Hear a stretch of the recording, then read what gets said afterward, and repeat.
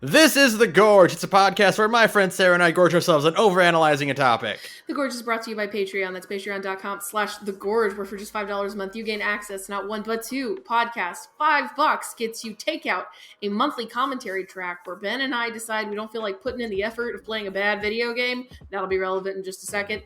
And decide we just want to watch something and talk over it instead. So that's what we do.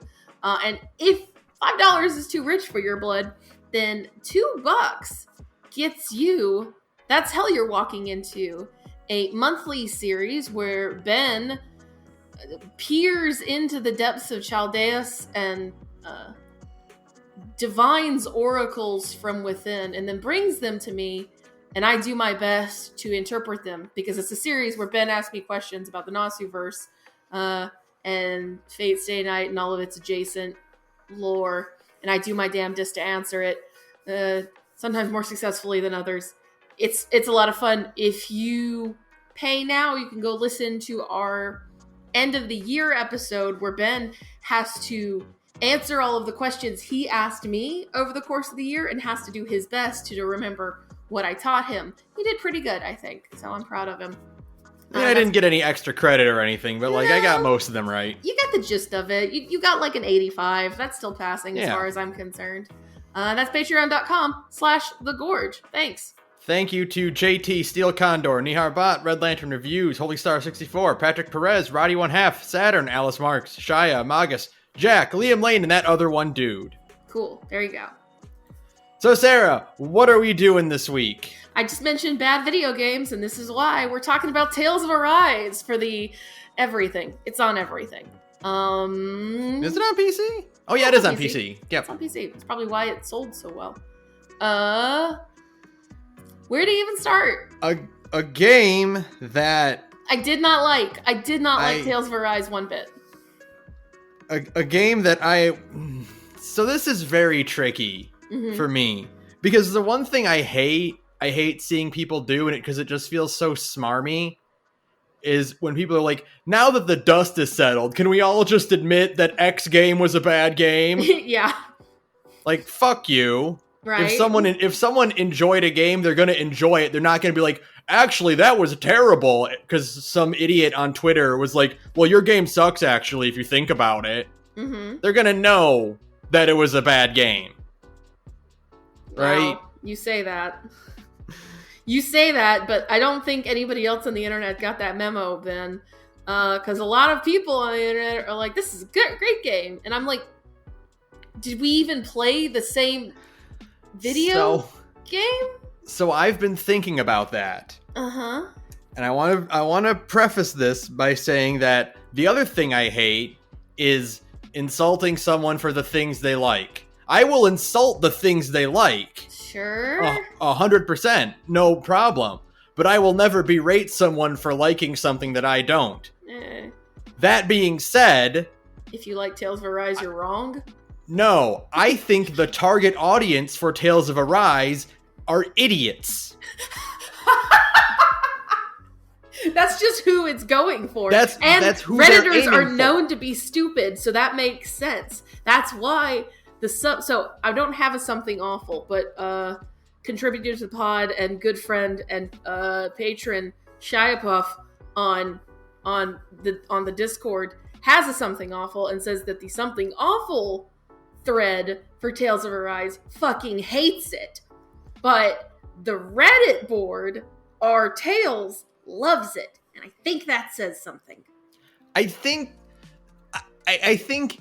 if you are not a big JRPG person, I think if you're not a big video game person, and if you don't like to think about the media you consume, sure, Tales of Arise plays fine and you'll probably enjoy it.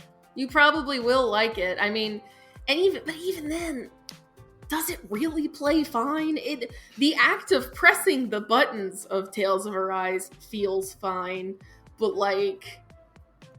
the moment-to-moment gameplay of Arise is so mind-numbing.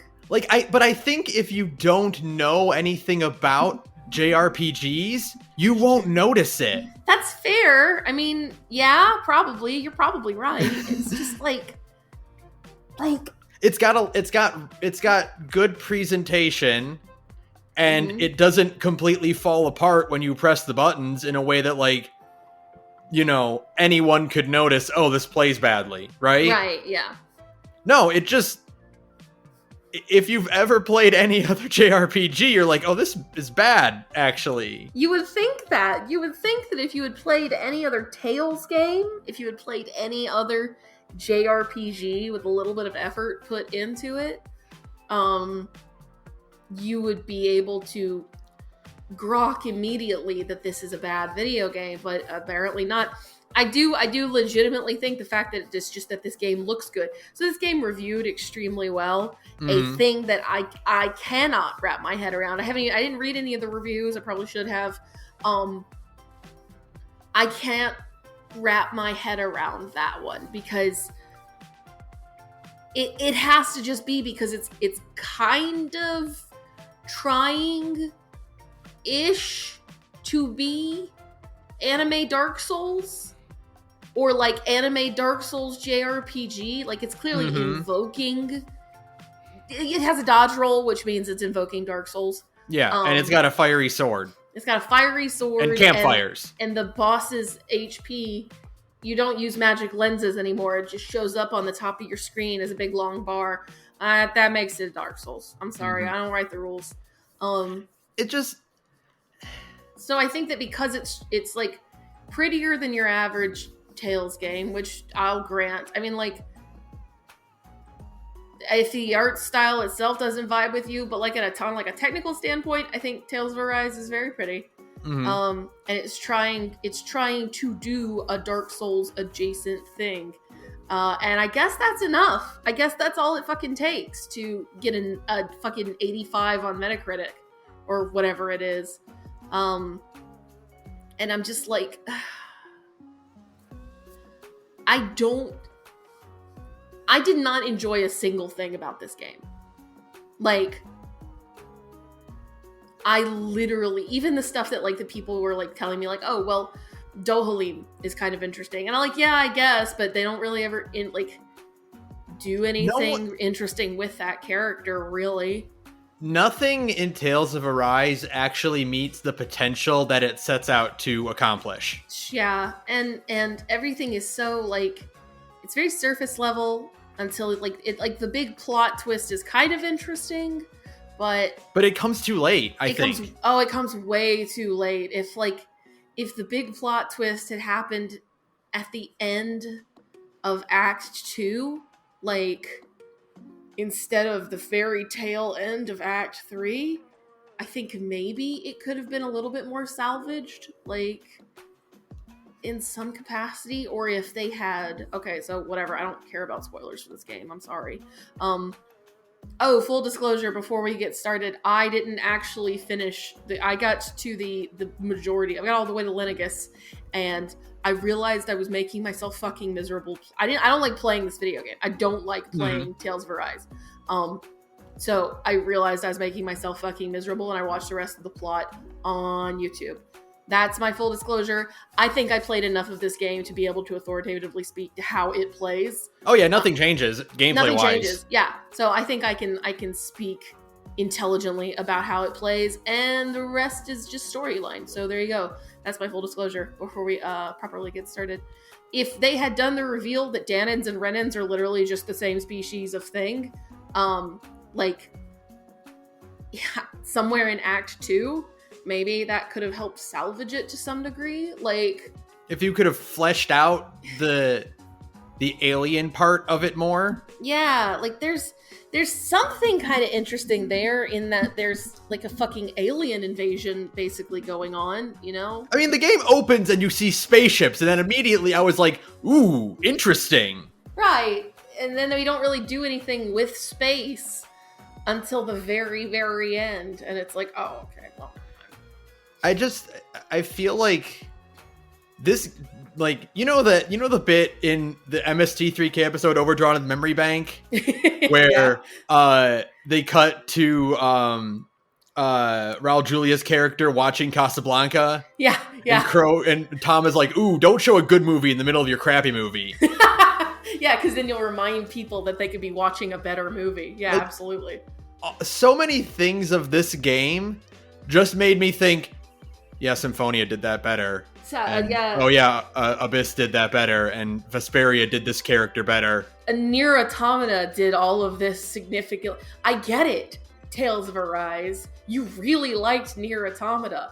Everybody did. But, like, I don't think you understood what Nier Automata was about. They didn't rip off Nier Automata hard enough. You should have cribbed from it even harder. You should have stolen more. Not even in the sense of like, you know, oh, you could have been more like Nier, which is a good game. No, I mean, more things in general should just wholesale steal from Nier. Like, yeah, absolutely. I'll clap when I see things and make me go, that was a Nier. That was a Nier Automata. You should have just put 2B and 9S in your game. Like, yeah, Square Enix probably would have sued you, but then at least your video game would have had 2B and 9S in it, and then I would care more. This is just the principle that I have nowadays, which is like, yeah, game devs need to steal from good games, like, way more blatantly. Yes. Because good games are good. They're good for a reason. That's like, what's my dream Iron Man game? My dream Iron Man game is just Zone of the Enders 2, but it's Iron Man. Yeah, that's it.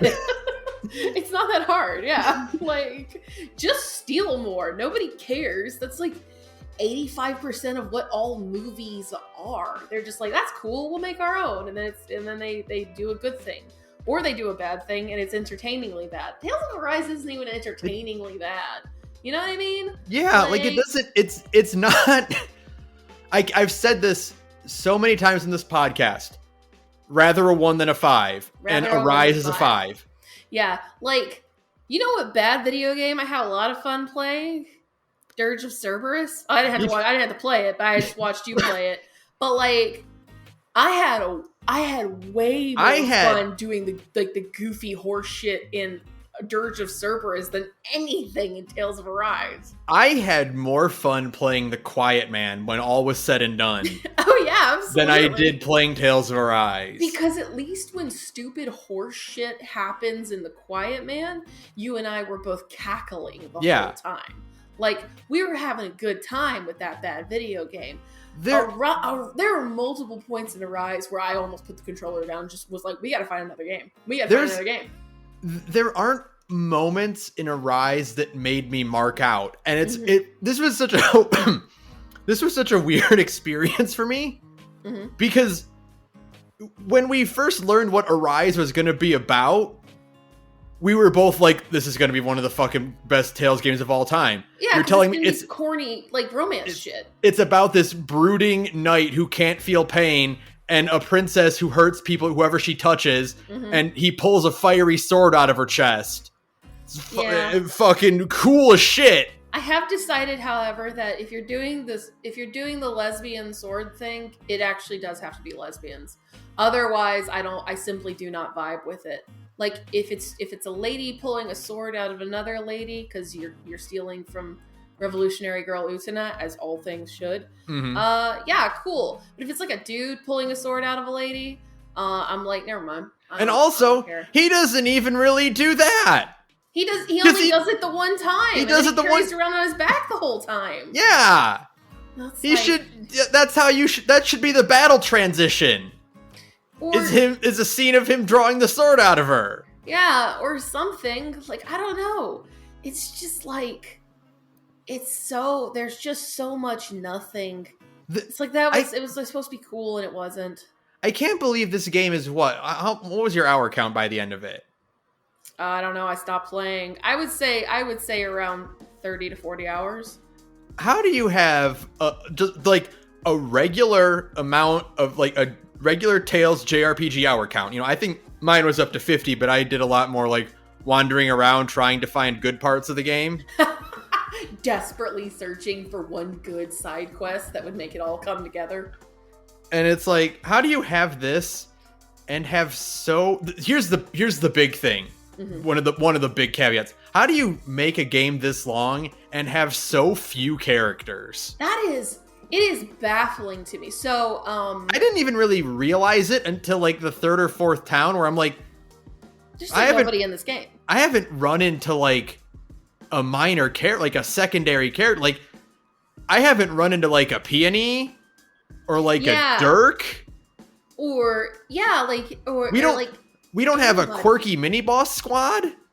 There's no quirky mini boss squad who hangs around. We have Zone, and I was like thinking about that too, of like the modern kind of Tales of Arise's like genuine contemporary is the Final Fantasy VII remake, right? Mm-hmm. Yeah. Which also has a lot of really bad looking generic NPCs. Make no mistake. Mm-hmm. I like that game a lot, but all of the townspeople in the other one, Final Fantasy VII remake, all look really bad. Like universally. We've talked before about how like they're way too generic, and we need more guys with like just like a like adventurer man with like a sword on his back and like leather armor, so that you know Barrett walking around with a machine gun on his arm doesn't seem so out of place. Yeah, it's really bad.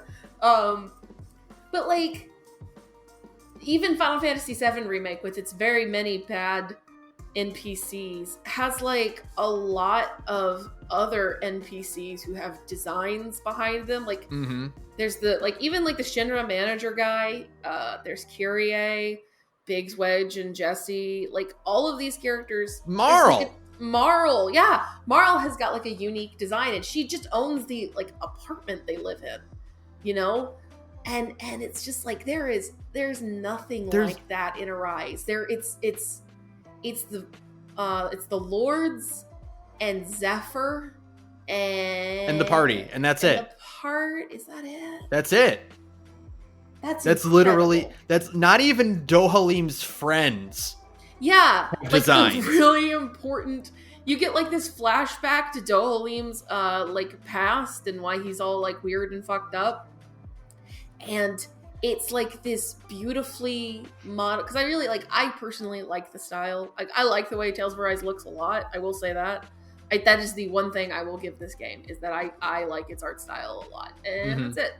So you have like this beautifully modeled like Tales protagonist who like is very expressive and has that certain kind of facial style, where all of their face animations are highly rigged and very modeled, you know.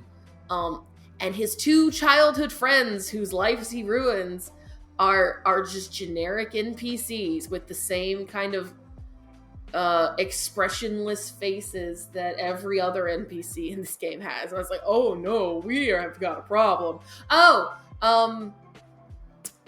Sara's brother is literally for some reason, of all the fucking characters, Kisara's brother gets a unique model.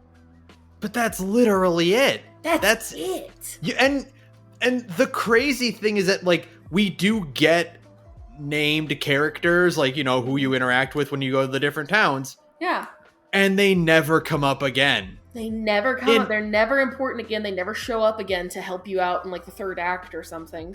You think about, you know, the pacing of like Abyss or Vesperia, and, you know, you're going around towns and, you know, you're going back to those towns and checking in on them and like, oh, there's more plot happening.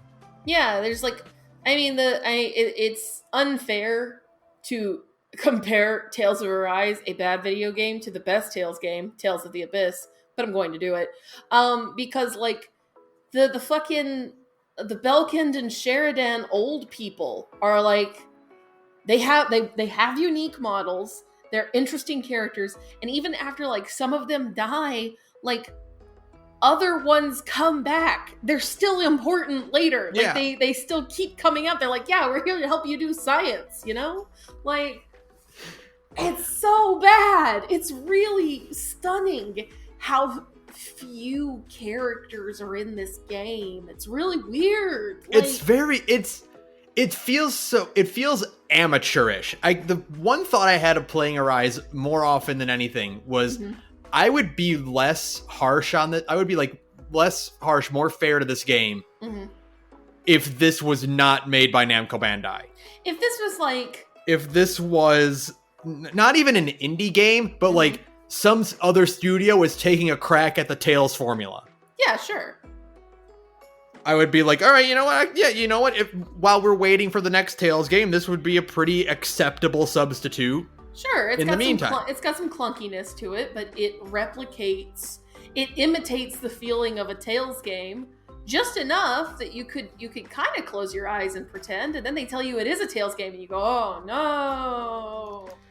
I knew that Tales of Arise would have a hard time following Berseria, because like Berseria is the best one. I mean, is so good. Depending on the mood you're in, it's either the best one or it's the second best one. You know, I knew it was going to have a hard time following Berseria. I did not think it would fail at following Berseria this hard. You know what? Speaking of that, you know what this game helped me solidify though? I straight up hate the navigation of every Tales game from Exilia forward. Oh, where it's just corridors between towns. I miss Overworlds so much. I miss Overworlds. Overworlds are never coming back. I'm sorry. I would do anything for a Tales Overworld again. Sorry. They help make the world feel so much bigger. I know. Because right now it feels like everything on Dana is like a block away. Like a city block, yeah. Yeah. It's really egregious, more so in Tales of Arise, and I couldn't tell you why. Oh, I know why. Why? It's because the climate changes when you walk through a cave. That's true. That is exactly it. You feel like you're you're going between different areas in Disney World, you know? Yeah. Like, here's Tomorrowland, here's Fantasyland, you know? I don't necessarily, I kind of liken it to shonen manga adventure style that Arise had, which is we go to a town, we solve the problem and fight the bad guy, and then we go on to the next town. Sure. You know, kind of like a One Piece island pacing. Yeah, where absolutely. It's like, here's this cast, we're going to move on to the next area, and we're all going to fight the bad guy there, and then we fight the next bad guy. Sure. And I don't on paper, I don't hate that concept. But it again, I never feel like it actually meets the goals it set for itself. Yeah, it's very strange. I don't know. It just feels so static. Everything just feels so unmoving. Like I said, it does just feel like I'm going through a Disney park. And it's just very strange to me. I don't know. And I was so excited because it was like, you know, the one complaint I did have about Berseria is that the town design is dog shit. Yeah. And I was like, oh, cool. So we're going to get a Tales game that actually has, like, neat towns. And then it turns out, no, we got a Tales game with one neat town. And Eldom and Sia is very cool looking. You know, like, it's very pretty. I vibe with tree cities a lot. I think they're very pretty. But, like, everything else is either like like Volron's town. Like, everything else just felt weird. I don't know. They didn't do a good job of, and again, this is also because there's no secondary characters whatsoever. Right. So it doesn't feel like game. Anybody lives in any of these places. It doesn't. You never feel like this is a place where people could exist. You know. Right. Again, I'm gonna bring up Dongrest. Sure, yeah, because the best town in a Tales game ever. Absolutely. It is the peak of, like, Vesperia in general, I think, does the best job with its towns of saying, this is way bigger than the area you're just exploring. Sure, yeah, because well, for one, it does locked camera angles inside cities, which is important. Yes. Because it helps you kind of sell the illusion better. And, like, Eldom and Sia, part of, I think, its charm is that it does sell that illusion of bigness better. You can, like, see other places where people live, like, in the city. And the other fact is that it just feels like a real place. But even then, not so much. But Dongrest is, like, part of what makes Dawngrist feel like a place, and why other cities in Tales games feel like places, but Dawngrist is a good example, kind of a microcosm of all of it, is that you keep going back to it. Yeah. It's really important. You keep going back to it, and new things keep happening in it. And then it changes your perception of the city, and you go, oh, like a real city. And you interact with people in that city Yeah. who do things and have agency and change. And they do stuff in the plot, and then they also, like, live lives outside of your characters' lives. Like there's a bit in Arise where, like, you encounter some people that you met in, like, the first town in the game, and it, like, Alphen's like, oh, hey, how are you guys doing? It's so good to see you again. And I'm like, who? I literally do not remember you at all. Because they don't have any unique designs at all. Yeah. They're all the same dead-eyed NPC model, and they're expecting you to recall that being like an important character. But, like, no, none of these people are important. They don't matter. They don't really affect any kind of change in the world without the influence of the party.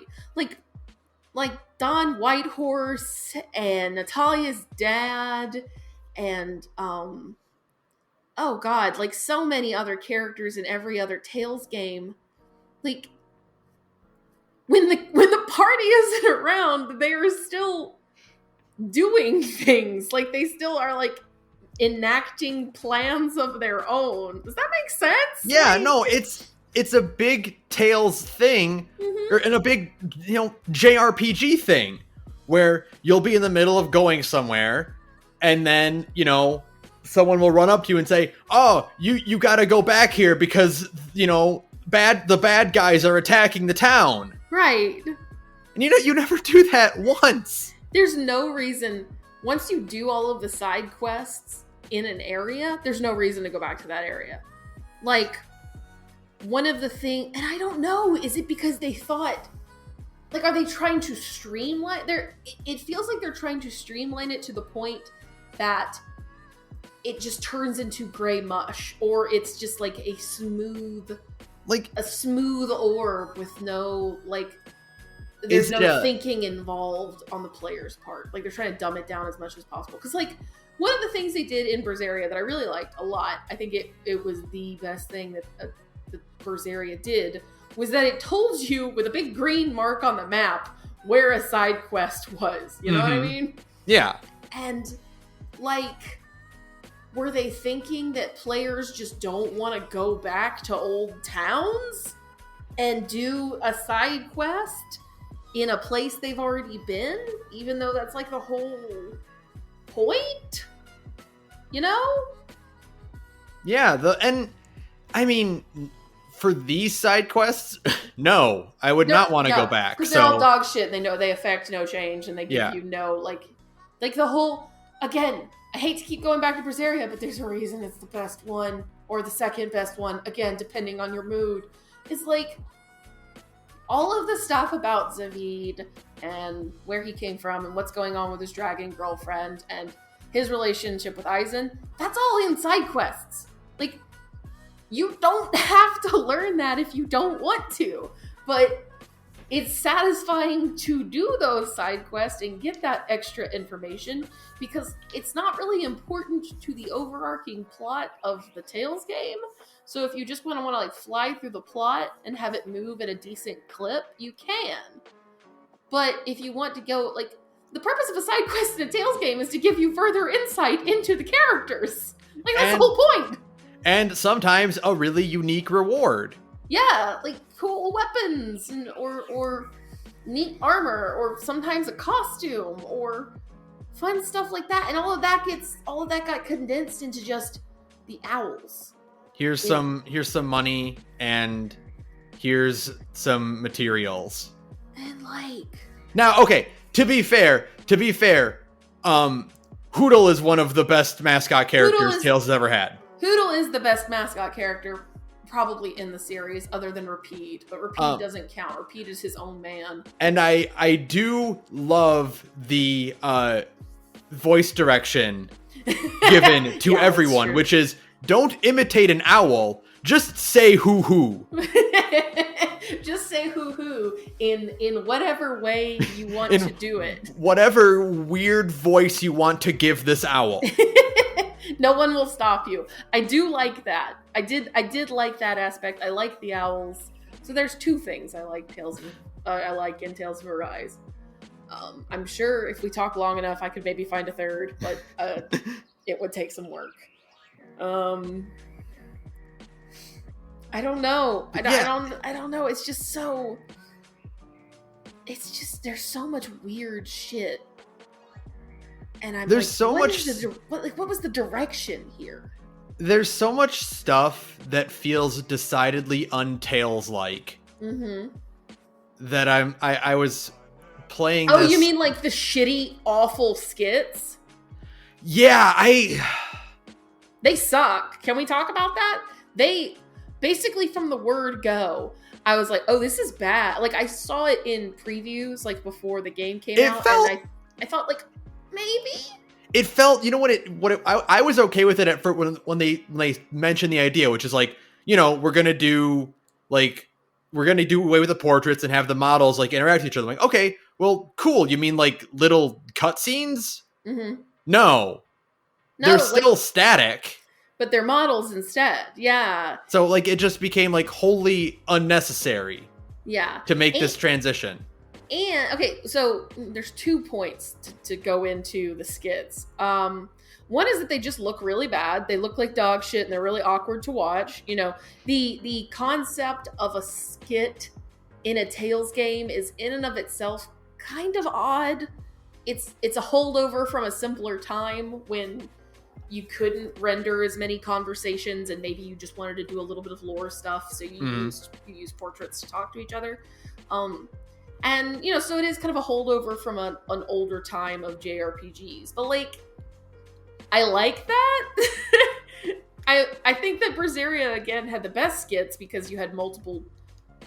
it wasn't just talking heads. It was, like, you had full bodies that were kind of had multiple poses and stuff. So it was still, like, slightly modernizing the concept. But, like, the idea of the skit in general is kind of weird. And... you can't take away the weirdness. You're just gonna have to embrace it and just do the anime.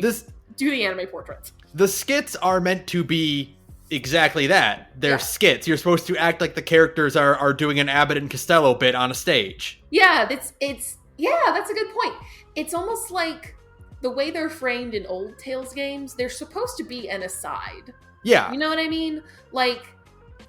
Literally, because it's on a black, the normal background fades out to black, and it's kind of like the whole cast kind of steps off to the side and does like a little jokey joke skit, or they have a little extra conversation to kind of lend some depth for lore building. They're their own Greek chorus. Yeah, they're their own Greek chorus. Yeah, absolutely.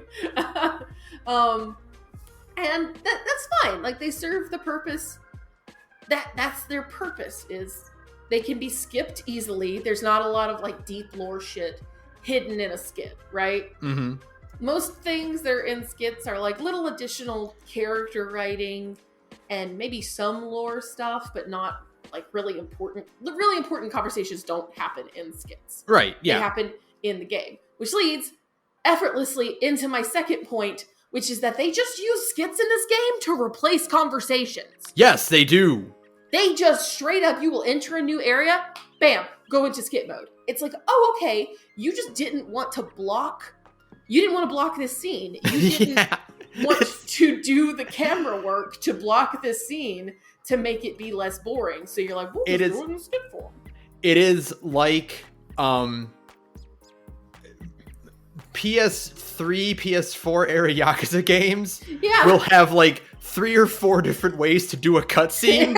Yeah. One of which is static models and kind of like a motion comic style, where it's like, and usually they reserve those for like flashbacks or memories, where it's like, yeah, it's supposed to be kind of like weird and trippy to experience because, like, no one's really animated, but they're still like moving from pose to pose. And it's just save money because they don't have to animate the whole cutscene. You don't have to do the blocking because blocking is hard, as it turns out. But Arise just does it weird, and it like uses it as like a crutch. It's a crutch, almost. Yeah. It's literally just a crutch. It's like we are just going to use skits instead of doing just normal, the camera hanging around while people have a conversation. And it looks bad. It just looks really bad. It doesn't look, because everybody in these like very like serious conversations, it's static and there's no like dynamism or nothing. And it's like, if you just wanted people to be able to see their accessories, then just do a normal cutscene of people standing around talking. Like there's nothing, there's no shame in having a cutscene where people just stand around and talk. That's 85% of all JRPGs is people talking. You know what game does have skits and does them really well that I've played? Is it Yakuza Like a Dragon? It's Yakuza Like a Dragon. It has like playing like a dragon after playing Arise was just like this punch to the face of like, oh yeah, JRPGs can be good. I started playing Final Fantasy 14. And I tried to tell myself I wouldn't talk about 14 too much in the middle of this Tales of Arise episode, but boy, if I'm going to talk about Yakuza 7, you can talk about Final Fantasy 14. I put a lot of time into Arise, and I hated basically every moment of it. There are like a handful of like scenes in this game that are kind of interesting, and even that, there is a singular good cutscene in this game, and it's the one where Dohalim goes apeshit. Yeah, that was pretty good. It's pretty raw, and that's mostly because, well, 1, Dohalim pretty, 2, Dohalim interesting, and 3, it was like my neurons started firing. I felt like a feeling from it. I was like, oh, this is kind of hype. And then you do the fight, and it's like really reliant on Kisara's combat action, which is bad. Kisara's combat action sucks, which is a shame, because like you got a big lady with a big shield, but it just sucks. She just drops in and blocks things, and it doesn't really work that well. Okay, sorry to cut you off, but fuck, again, missing its potential. The combat action things could have been really cool. They could have been really cool, but instead they take too long to charge, and they are at times vital to combat, but because they take so long to recharge, you can't do anything with them, and so you'll just have to deal with spells popping off in the middle of combat, and you can't mitigate that one bit because they think that, oh well, Rinwell has her spell steal. You don't need to be able to stagger enemies with melee attacks anymore. So melee attacks don't stop spells the way they used to. It used to be that if a caster is casting a spell, you could just hit them and they would stop. Yeah, you hit them enough times and then their concentration breaks. One time. All old Tales games, the rule is that all you have to do is get to them. And if you hit them once, you're going to disrupt their concentration. And that was like the whole point. You know, you built like a strategy around, well, okay, we'll get to the casters first, and then you kind of work your way that way. But now, attacking something doesn't stop the spell. It still keeps going. And, this game. Whoever at Namco Bandai thought you shouldn't be able to stagger bosses needs to be shot. The bosses in this game, dog shit, are the worst it's ever been. Literally the worst it's ever been. Every single one of them sucks ass. Even the ones that are supposed to be cool, like a guy walking at you slowly. It sucks because you can't. The whole idea is that you're supposed to be able to stagger them. Like the thing that makes Virgil cool, because Volron is Virgil. Volron is and we'll get to Volron. The thing that makes Virgil cool and like fighting him cool is that you can outthink him. You can read his move. Yeah. You can react accordingly. He's the same kind of character as you, right? Yeah. So like, you look at Virgil and you're like, well, I could be in another universe playing as Virgil, to the point that Virgil is playable in Devil May Cry games because he has the same move set of as a player. You know what I mean? Mm-hmm. And so if he can stagger you, you can stagger him. you can fuck his combo up the same way he can fuck your combo up. But you know what? In Tales games, it ain't like that anymore. You know what did this really, really good? Mm. The fight against in Berseria. With oh my god, what's his name? I've forgotten everyone's name in Berseria. It's been way too long since I played it. Samurai guy. Samurai guy. Oh, Rokuro's brother. Rokuro's brother. I can't remember his name right now either. There's a lot. Hey, you want to know why that is? Because there's a lot of characters in Tales of Berseria. And it's been like fucking 5 years since I played Berseria. But like fighting Rokuro's brother is cool. But you know why? Because you can press a button to interrupt Rokuro's brother's like his mystic art. If Rokuro's in your party, because he's a rival character. It's literally Rokuro's rival, and you can stop his mystic art like. That drove me insane the first time it happened. You don't have to like wait for a meter to charge. You just have to get in his face and press the button. Yeah, and that's it. And then a cool thing happens where it'll cut to like the mystic art it'll kind of cut to the mystic art dimension that all characters live in. Yeah. And then instead of the mystic art going off, the coolest thing in the universe happens where Rokuro is now in the mystic art and stopping it, and it's so cool. You start screaming your head off because it kicks ass. Like, we don't get anything like that in Arise. Ron, you're so wasted. The spell, like the counterattack things that every character gets, should not have been on a meter. They should have procced when the enemy did whatever action you need to counter. And then you just have like a really short timer. Yeah. Like it doesn't, you don't need it, like you shouldn't have to have it like hang on to it when you really need it. It should just be based on timing. You know what I mean? Like you just, it should just be a skill thing of, well, you noticed it's about to go off and you were able to select the enemy fast enough so you can shut it down or something. I don't know. It might have even been better if you could stockpile multiple charges. Or if, like, each character could counteract 2 actions. Yeah. Like, I don't know, maybe Dohalim could also stop charging creatures. Yeah, I don't know. But, like, the fact that it's on a refill meter and refilling it takes a while and is dependent on, like, it's dependent on how much damage you're dishing out unless you're the player character.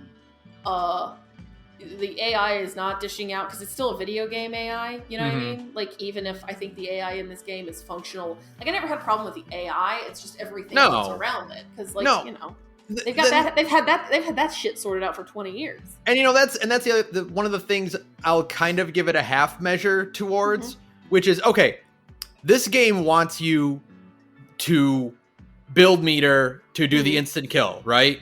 Like that's why it gives it to you. Oh, it sucks so much ass. And, the nice thing it does is that you just have to press an instant kill button. Yeah. It's not dependent on who, what kind of enemy you're fighting or whatever. You just press it and then they do a cool duel technique and the enemy's dead. Except that they balance the whole game around this shitty instant kill system. So everything, and like the moment the instant kill triggers is way too late in the enemy's health bar. Like, if you're triggering the insta kill, 1 or 2 more just normal hits that take less time will do them in. Like, you should have been able to trigger the insta kill way, way earlier. And so that contributes to the other reason why I stopped playing Tales of Arise. Do you like that we're having like a real Gorge where we're just like really bouncing around subjects? By the way? Yeah. And the other reason I stopped playing Tales of Arise is that it's balanced like dog shit and playing it sucks it sucks to play this game. Do you remember when you're playing Abyss and you're on the overworld and you're like, please don't have an encounter, please don't have an encounter, please don't have an encounter, please don't have an encounter, because it's going to take 30 seconds to get into that battle? Yeah. That's every single battle I've experienced in Tales of Arise, which is, I don't want to do this because this is 5 minutes. Every single fight takes so long. And because it's balanced like dog shit, if you want to get through the game on normal mode, you have to grind so much. And so, okay, so this is how poorly the game is balanced. So I was like playing it on normal, and I wasn't having a hard time. Like, no, I wasn't it's not. running out of. It's not a hard video game. I'm not running out of HP, but battles are taking so long. I'm like, and I'm not enjoying this game, like the story, as I'm playing it, and so I'm not willing to suffer through a bad battle system to get to a good story. You know what I mean? Mm-hmm. So I'm like, okay, well, fine. I'll bump it down to easy mode so that maybe the enemies will have like a sane amount of health. No, it's barely changed at all. The only way you can like kind of do battles at a Tales of game, because like Tales games are very, you know, quick and fast battles, very snappy, very, you know, we're going to get in, you fight for a few. I mean, they give you a grade bonus if you finish the fight in less than 5 seconds, you know? Like, you get but the easiest way to grind for grade in early Tales games is just go to the start of the game and fight enemies that take like 2 seconds to kill, and you get a huge grade bonus, you know? Mm-hmm. Unless you're playing Tales of Vesperia, and then you just do blah, blah, blah tidal wave. But like, in this, it's just everything is taking so long, even on easy mode. Yeah. And so I was like, so here's my advice. If you're somehow listening to this podcast at the 46-minute mark, and you, for some godforsaken reason, still want to play it, go to the PlayStation Store or whatever store you're buying this game off of and buy the edition, and they're free. It's a free DLC. Get the additional difficulty modes. One of them is unknown. Do not play this game in unknown. It sucks ass. The other is very easy mode. Put the game on very easy mode and enjoy basically like playing Tales games on easy. Like it's that kind of difficulty curve. You know? Like it feels like, oh, this is what an easy mode should be. So yeah, there's my advice to you. It sucks. There's no aspect of this game that I was enjoying at all. And I can't believe it, because on paper this should have ruled. It should, yeah, because the button pressing part. Alphen has cool arts, and they link together really well. And I like the idea of combat, of like, or I like the system that they've built. It's just that the balancing is so bad that playing it feels very bad. But the action gauge, the cure points, I like cure points. Cure points are a cool idea. Very cool idea. A shared pool of healing is a really good balance to kind of what we've had in the past. Mm-hmm. I like a separate set of arts for the air. Yeah, that's really cool. And you have, when you're playing Alphen at least, you have arts that pop you in the air. Yeah, and then you have also arts when you are in the, so you can have like an art that kicks you into the air, and then you have an art that maintains your position in the air, and then you can have an art that brings you and the enemy back down to the ground, and you can kind of wash, rinse, repeat. Yeah, and you know that resets your combo, so you can keep, and like you have your standard, 4-hit combo, but when you do an art in there, it doesn't cut off your extra hits, and you can tack those on at the end of your arts. Right. This is not your standard, attack, basic art, advanced art, arcane pause, art. Start over, Right. Yeah. This is, you can just, as long as your positioning allows you to link the arts, you can link them. Oh yeah, and I was easily getting to, again, because encounters, everybody has so much fucking HP. I was routinely getting into like the 50s and 60s. More than once, I hit 120 hits in a combo. And it was really easy because there's so much flexibility in terms of what you can do with arts. And I like that a lot. I actually did legitimately enjoy that part of Tales of Arise. So there's my third thing that I like about Tales of Arise. But it's in service to a system that is so poorly balanced and is so unfun to play.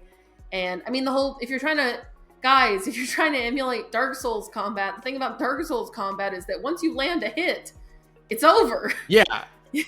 Unless you're playing bosses. But, like, the Mook enemies in Bloodborne are really easy to kill. You just have to hit them.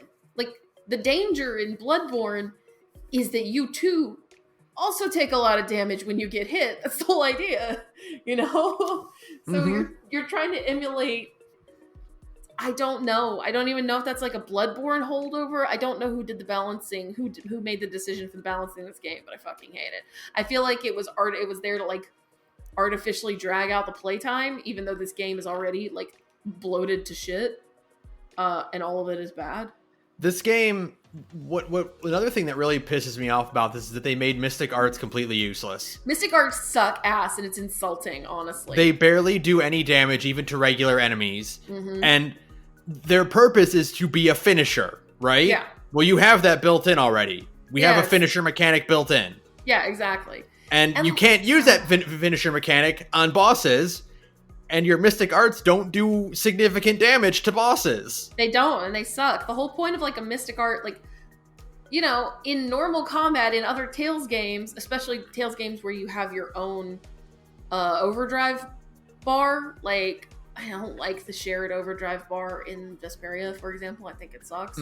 But in other Tales games where you have your own overdrive bar, then you can really you can use Mystic Arts to just clear. If you don't feel like doing a fight and you can build overdrive quickly, you can just use Mystic Arts to clear mooks and be like, all right, I'm done. Let's keep moving. Like, I use that all the time in Abyss. My God.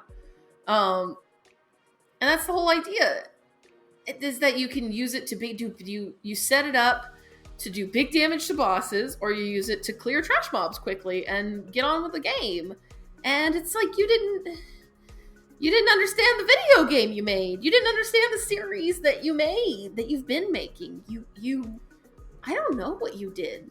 How did you fuck it up this bad? How did you make screw up? Berseria and fuck it up this bad? That's what I want to know. How did you not understand why people like Tales games? Well, apparently people like this fucking game, and that is what haunts me. Like, I don't know. And we haven't even talked about, we've been jumping around so much because it's the Gorge. Well, story sucks ass. And I took notes, but like, fuck it. I don't actually care about those anymore. Throw them out. The story is bad. Okay, so all right. Quick caveat. It takes a lot for me to actually hate a party member in a Tales game, which is why Colette and Ion are special cases. Yeah. Like, it takes a lot for me to like actually not like a character. And because Arise can't commit to doing anything, it didn't even commit to making me hate these characters. I just feel bad for them. They are so nothing characters. Most of the game, I'm like, this is bad. I look at this cast and I'm like, you could have been so much better. I'm sorry. It's just because you have a gentler soul than I. You're a nicer person than I am. I can see what you were supposed to be, and I'm sorry you're not that. I can't even see that. I see these characters and I just see really, and again, we almost had something with Del Halim. And Alphen is only interesting because he's voiced by Ray Chase. Somebody should give Ray Chase a medal for carrying this game on his back. Because, so much, Alphen's character on paper is actually really annoying. Because he's constantly no, you shouldn't be mad at the people who enslaved you for 300 years. A thing that comes up a lot in this game for some godforsaken reason. But then, Ray Chase does the line readings and it makes Alphen sound just like the nicest guy. And I'm like, Alphen. And then you think about what he's talking about and you're like, never mind, shut up. I like Alphen being so affable. He's nice. He's easygoing. Nice. He's just very friendly and he wants to get along with everyone. It is nice to have another Yuri Lowell. Alphen wishes he was half as compelling as Yuri Lowell. And but you know what I mean. I think Yuri's kind of overrated.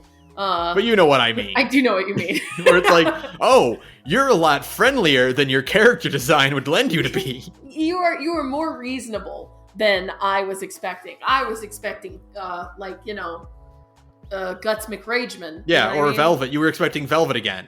Oh, I wish we had gotten Velvet again. At least something could have been interesting. But instead we just got nothing. We got nothing. We got nice protagonist, huge bitch, dumb guy, smaller bitch, Dohalim, and bland.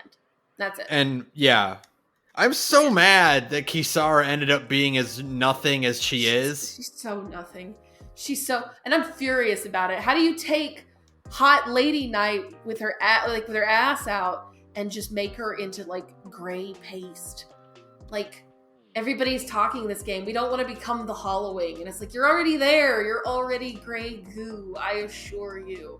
Every single one of these characters has they have like a single character trait, and that's it is the thing that I don't like about Colette and Ion, which is they have a thing, and that's all they are. That's all they are. The thing, the reason why I don't like Exilia 2, why I don't like Colette, and why I don't like Ion, is that none of the characters have agency.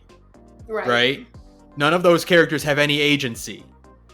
And somehow the cast of Arise just doesn't have any agency themselves. Which is weird because, like, there's no one to have agency for them.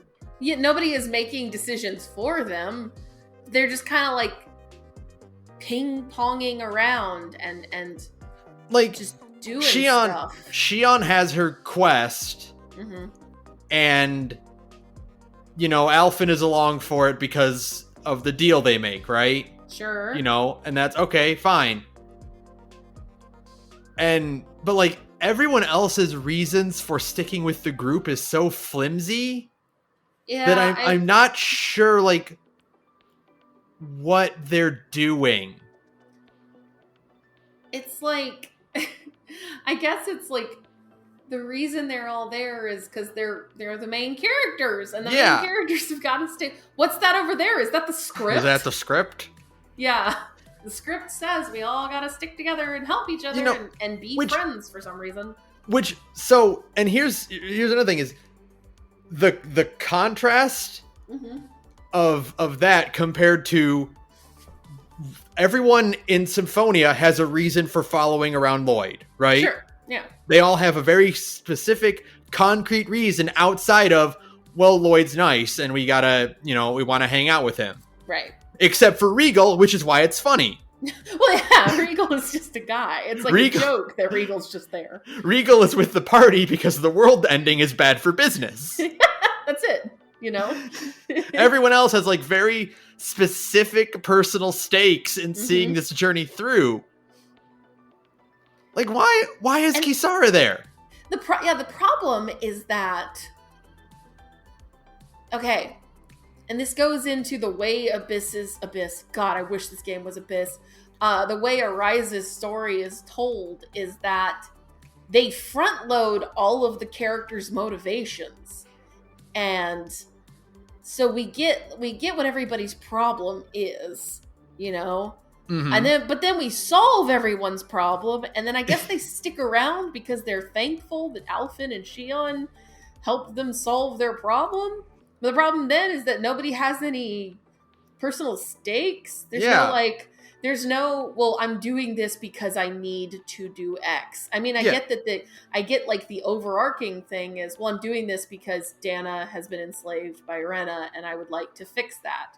But there's no additional, like, I'm doing this because I'm a double agent working for Alexei, or I'm doing this because this red-haired kid is the result of my horrible experimentations when I was a young man, and I need to see, what's going to come of this, or I'm doing this because my ninja village is depending on me to do this thing, right? Like, these are additional motivations that drive the character forward, and also we come back to really important. Yeah. In this, we solve their thing, and they're like, all right, well, we're just gonna stick with you now, except for Rinwell. But even then, when we solve Rinwell's problem, oh god, it's still like, all right, well, why are you still here?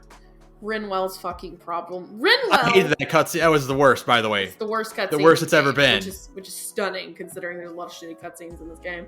God, though, like, Rinwell's thing is so stupid because again, breathtaking. There are so many ways it could have been done. Sure. You could have easily fixed it in ways that, like, made logical sense. Sure. You know? Like, she's fighting, or, you know, you're encountering, fucking, what's her name? Almadria. Recreating the opening of Castlevania Season 1. Which is, my first thought was, ooh, you shouldn't do that. Didn't end well for the villagers in Castlevania. And then they all turned to goo, and I'm like, I told you. Don't do that. If in that scene, Almadria was still tied up and like helpless, and Rinwell was like, I'm gonna fucking murder you. Right. Then you're like, okay, yeah, you know. That's kind of fucked up. Don't do that. We already beat her. Yeah. You don't need to fucking ice her. Right. But she's, you know, out and exposed and being like, haha, I'm gonna kill everything. Yeah, oh look, I turned all these people into goo, and hey, little girl, like, whose family I murdered. Now is a good time to, you know, stop her. This is the perfect arena upon which you might have, I don't know, a boss battle? Or if we had any implication beforehand that, you know, they've been taking dudes down non-lethally. Sure. Then you would have a thing of like, okay, well, that's a line we don't want to cross. Right. But no, there's no implication that any of the party members have like a no killing code.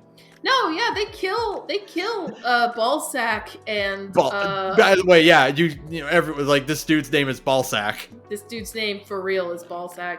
But they kill Ballsack and Ice the other dude. Bland Iceman. I guess no, this is, by the way, it's really like dumb that Cislodia is the ice place, even though the element that Glasses McMahon was using is actually light. Like, that's the thing. Yeah, that didn't track. It's not water, it's light. The reason Cislodia is frozen over is because all of its light is being harvested, so there's no sun, I guess. So that's why it's frozen. It's very stupid, you know. But they kill both of those guys, is what I'm saying. And they you know, they kill the, you know, random Renin guards that are out and about. Sure. And, or if it had been like, I don't know, like, if Rinwell herself had shown any, like, unstable anger before, but she doesn't really. She's mostly just annoying. Like there's no... She's an extremely annoying character. Even though she's right. Like, that's the... Okay, anyways, keep going. There's no justification given beyond, you know, killing bad, even though we've been killing, as to why Rinwell can't just, you know, burn Almadria alive right here and now and end it. Yeah, it's very strange to me because, like, I don't understand it, and I was trying to figure it out for a long time. I was trying really hard to see like what they were going for. Like what was Law's mindset, maybe? Yeah. But like, no, Law killed the guy that killed his dad. Law got vengeance, and it worked out really like. You know, that's another thing. Maybe if Law's like had like more emphasis on, yeah, I killed the guy that killed my dad, and that didn't make me feel better. In fact, I felt worse about it. Sure. Because of because, you know, it didn't bring my dad back. Sure, right. But, like, no, Law killed that guy, and he felt pretty okay. Yeah. Like, he was still sad that his dad was dead, because Zephyr is a more interesting character than Law. But he felt better. But he never was like, man, that didn't make me feel better at all. In fact... He's just mostly like, oh man, my dad's dead. It's like, he's more. His problem is he ran out of vengeance to have, and now there's no more vengeance left. Like even if he had told Rinwell that, where he's like, you'll get a taste for it, and then the revenge will be over, and you'll have no more revenge to have, and you'll be bored. That would have been something. That would have been anything, any kind of justification at all for why that scene had to happen the way it did. But no, it's just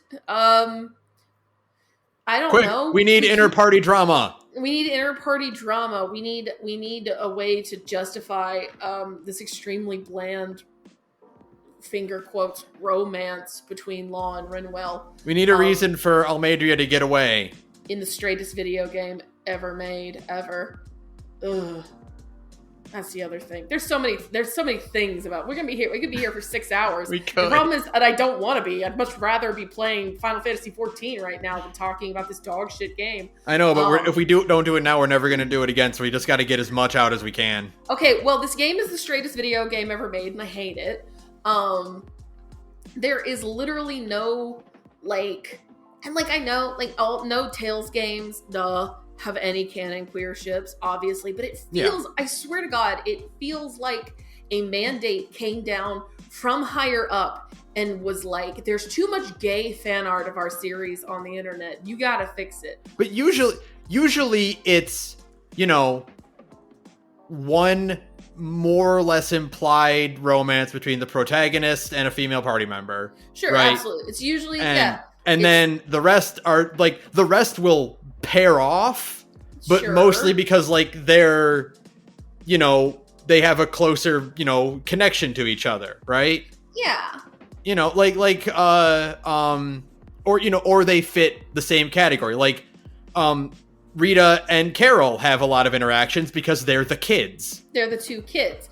Yeah, there's never the implication that Carol has a crush on Rita or whatever. Yeah. Or even the ones who pair off at the end of Abyss is Guy and Natalia, and that one tracks too.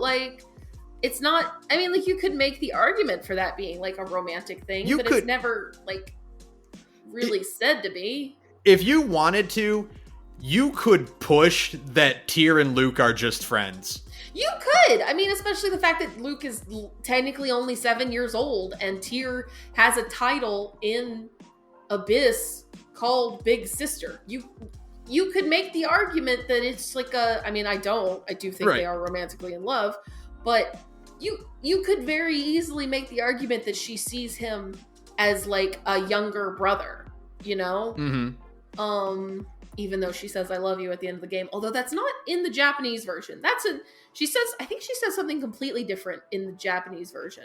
And that is just a thing that the localization stuck in, and maybe probably shouldn't have. Yeah, but it was 2004. It was 2007. So we were still localizations were still taking a lot of liberties that in terms of characterization. That it was we shouldn't do that. Wait, was it? Oh, because Legendia came before that, didn't it? Yeah. I was like, that can't be right. That's a way bigger gap between Symphonia and Abyss. No, oh yeah, no. Well, yeah, Legendia was only a year before it. There was a gap. There was a decent but gap. it wasn't 5 years. Right. Okay. Anyways, the point is, it's weird. It's never been where every single pair in the game is a romantic pair. Like Alvin and Elise. Not Elise. Yeah, Elise. Yeah, no, wait, yeah. Yeah, Alvin and Elise. I'm thinking of the other little girl whose name starts with E-L in Tales of Exillia 2. That's very confusing. Yes, I it should is. probably go back and play some old Tales games. Anyways, Alvin and her, they have Alvin's end of the game conversation is with a 10-year-old girl, is what I'm saying, and that's actually a really good conversation. And nobody in Tales of Arise has even half the amount of personality in either of those two characters in what is ostensibly one of the lesser regarded Tales games. Mm-hmm.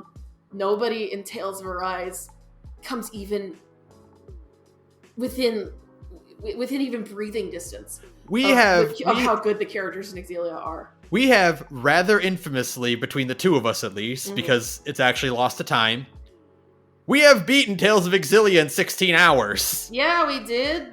It has way more character stuff and way more characters. Yeah. Than Arise does. And all of them are more interest. Jude's dad and mom have unique character models. Giselle and her brother have unique character models and are like fleshed out characters. Like, these are all, and they're not villain characters. They're like important side characters who get to have unique faces. And it's just like, but no, the point is that the game is very heterosexual, and it's very, very strange because it's never been like this before. And I swear to God, I do think it was, I do genuinely think somebody came down and was like, well, we have to have these games have even more mass market appeal. So we have to have 3 contrived romances instead of 1 contrived romance in our JRPG. They're all bad. In the post credits, it straight up explicitly shows Alphen and Shion getting married. Yeah. And I could have probably enjoyed that if this was a better game. I probably would have taken some catharsis out of that. But no, instead, I was just rolling my eyes at the end of the YouTube video. Like, okay, we get... By the way, Tales games love to do the whole, like, you'll have to kill me drama thing. Yeah. God, Arise will not shut the fuck up about it. It's so contrived in Arise every single time. My God, at the end of the game, literally the end of the game, like 2 minutes before the credits roll, we're still having this fucking conversation with Alphen and Shion. And that's not entire. It's mostly fair to Arise because Arise did a very bad job of it, but it's not entirely fair because no game is going to do it as well as Vesperia did. Well, sure, because Vesperia stopped doing it in Act 3. And because they resolved that issue in one of the best cutscenes in like any JRPG ever. Yeah, absolutely. I never want to hear you say that. Yeah. Where the hero just said, "Hey, stop doing that. Don't do that." And then the princess went, "Yeah, you're probably right." I wasn't thinking, and that was kind of a shitty thing of me to say in front of all my friends. It's really funny how, like, you think about how little agency the party members in Arise have, and then you think about Vesperia and how Estelle's whole thing is that she has too much agency. Yeah. And it's actually a hindrance to her friends. That she's too willing to bounce around and try and solve all of these problems on her own. And then even to the point where she's even like, well, I'll let you kill me if it would solve a problem. And it's like, no, that's bad. But then Yuri goes, hey, I don't want to hear you say that ever again because you're my friend and I care about you. And that's another game that, like, you could make the argument for it being romantic, but nobody does because Estelle is a lesbian. And like, but he says, like, hey, I don't want you to say that. And then Estelle goes, oh, okay. And then later on, we have that drama only one more time. It's very important that this only happens one other time. Yeah. Where it looks like Yuri's gonna have to do the bad thing and kill his friend. But then Estelle goes, no, I want to live. I want you to do whatever it takes to save me. And you go, okay. And then after that, they never do it again. It's like a character arc happens in a game that is famously light on character arcs. And it's like, we got it. Okay? We got it, Tales of Arise. Shion is a bitch, and she thinks she's cool with dying, and then she doesn't. Okay.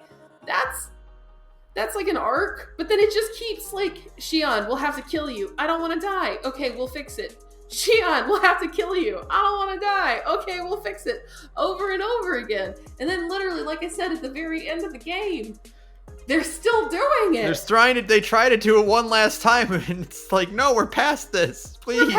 We've climbed this stupid mountain. We don't need this to happen again. We don't need Alphen to, like, keep having to save the damsel in distress princess. It's very strange.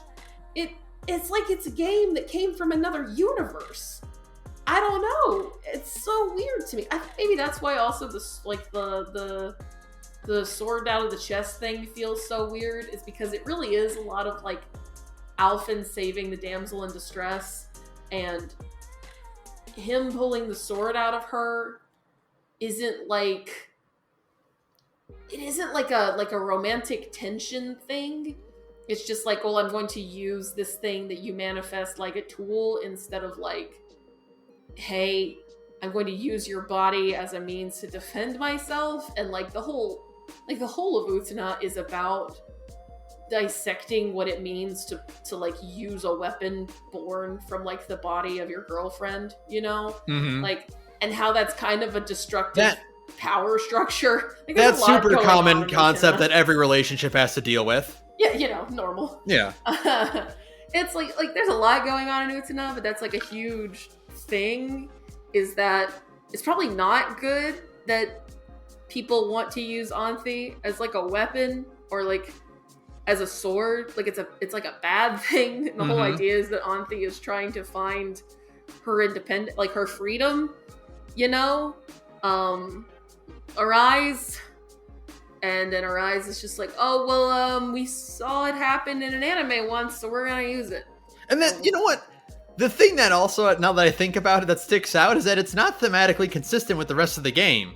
Mm-hmm. No one else does that. No one else does that. Yeah. It sucks. I don't like it. Why doesn't Volron have someone that he pulls the ice sword out of? Or like pull it out of himself or something? Well, because they already did that in a better Tales game. They did that in Exilia. Yes, that's true. You should just go play Exilia, a game that is notoriously unfinished and is still significantly better than literally anything in Tales of Arise. What makes me... Please get it out of PlayStation 3 jail, by the way. Damned Eye, can we please get Tales of Exilia? Even 2. Can we get both of them out of jail? What's strange about Arise is the ways that it's bad don't feel like common ways a game of this genre is bad. Mm-hmm. So it's really unexpected, and it keeps catching me off guard. Right? Like, yeah. When was the last time you played a JRPG and your problem was, oh, these towns are empty and there's no one to like, there's no secondary characters? Yeah, it's very strange. It's like, did the people who make this game ever play a JRPG before? Like, when was the last action JRPG you played where you're like, these battles take too long? Yeah, the whole point is that they're supposed to be fast. I don't know, it's just all so weird. And we haven't even talked, my God. We've been here for an hour and 17 minutes. We finally need to talk about both siding a slave rebellion. Yeah, this is the biggest sticking point for Arise, and why I feel like this is the linchpin for all of its problems. Yes. Is that it's a story about enslaving an entire population. For 300 years. And so you can't do anything besides that. Mm-hmm. You can't go to different cities and whatnot because there aren't any. Right. You can't explore a world's culture because by the game's own admission, there isn't any. Right. And it doesn't really do what is insane to me is that there is so much of Rinwell's awful personality is built around her being interested in Dana's history before the Renans kind of obliterated it. Yeah. And the problem is that we never really get a lot of more information. That never is actually relevant to the story. That never comes up. That never comes. You would think as much as Rinwell kind of obsesses over it, it would be like, oh, well, Dana's hidden history is this. We're gonna go to a big, super preserved temple underground that's gonna be chock full of Danan history and culture. Right. And we're gonna, see what things used to be like. And Rinwell's gonna learn a lot about her heritage and oh, nothing? Okay. No, nothing at all. We're not going to get anything. We're never going to get any kind of indicator of it. And it's like, okay, I get it. What you're saying is that, you know, you're saying that the Renans invaded so thoroughly that they totally obliterated like all traces of Danon culture. Cool. That's fine. You cannot then, however, tell me that it's wrong for Rinwell to hate the Renans. Yeah, like, no. It doesn't work that way. You cannot do that. This isn't a I hate that I'm going to say this. Oh boy. This isn't like the fucking white guy complaining or like you know, well, I didn't do that. Right. I didn't enslave you, so you can't hate me. Right. When it's like, no, you're not, you know, you're not getting what the actual problem is and where the problem in our culture lies nowadays. Right. You're not understanding that it's a systemic thing. Yeah. The slavery is actively happening right now. Happening right now at this very moment. Like, Rinwell, your people don't even have burial rights. Like, to me, that is probably the most insane. Like, even Dohalim is like, yeah, no, you can call me one of the good ones, but like, everything else is fucked. And like the thing that I'm doing in the broader sense is just like tokenism, basically. Dohalim comes the closest to being an interesting character because like he is the one character who is kind of beginning to kind of understand like his role in the world, like his being like a lord, you know, being somebody who was in command of literal thousands of slaves. Mm-hmm. And like, yeah, he did a nice thing for them. But it's still like, you know, he's still part of like a massive system of literal chattel slavery that persisted for 300 years. And he acknowledges like, yeah, you know, you may like me, but that doesn't undo like all of the horrible shit that like my people did to your people for centuries. And like you think, oh my god, cool, we're gonna kind of have this conversation, and then Alfin just swoops in and says, no, Rinwell, it's wrong for you to be mad at Dohalim and the Renans for so thoroughly obliterating our culture that we don't even know what our own burial rights are, right? Like that is the most insane thing I've ever seen in a video game. I know. Is like, you know what, you can both sides? A war. You could, this whole game should have been a war. Yeah. You could, if it had been that this was still like an ongoing war and maybe the Danons were starting to lose, and that's when Alfin like wakes up from his, 300-year slumber and is like, I'm actually a huge badass. I'm here to save the day. That you could maybe like both sides that. You cannot both sides 300 years of chattel slavery. Like of super active and super universal slavery. Yeah, like literally working people to actual death.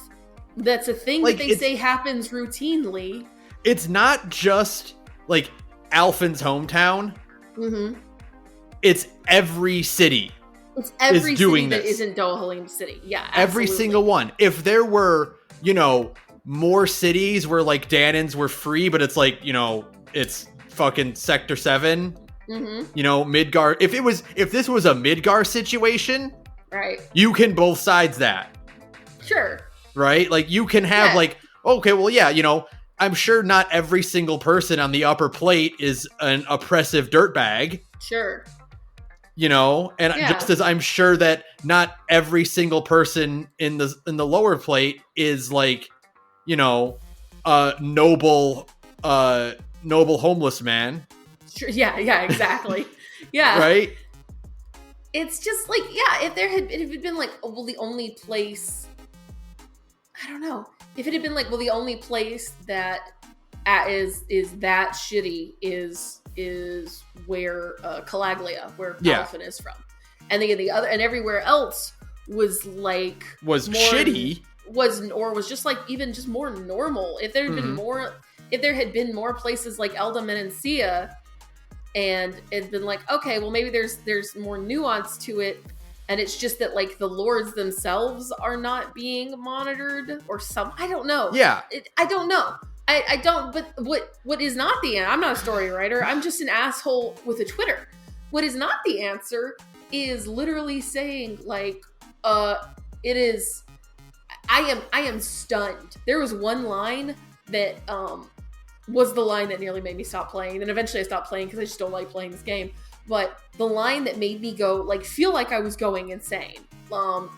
Because again, I had seen a lot of people on like Reddit saying that they really liked this game. And I had seen that it had gotten really good reviews on, from different gaming outlets.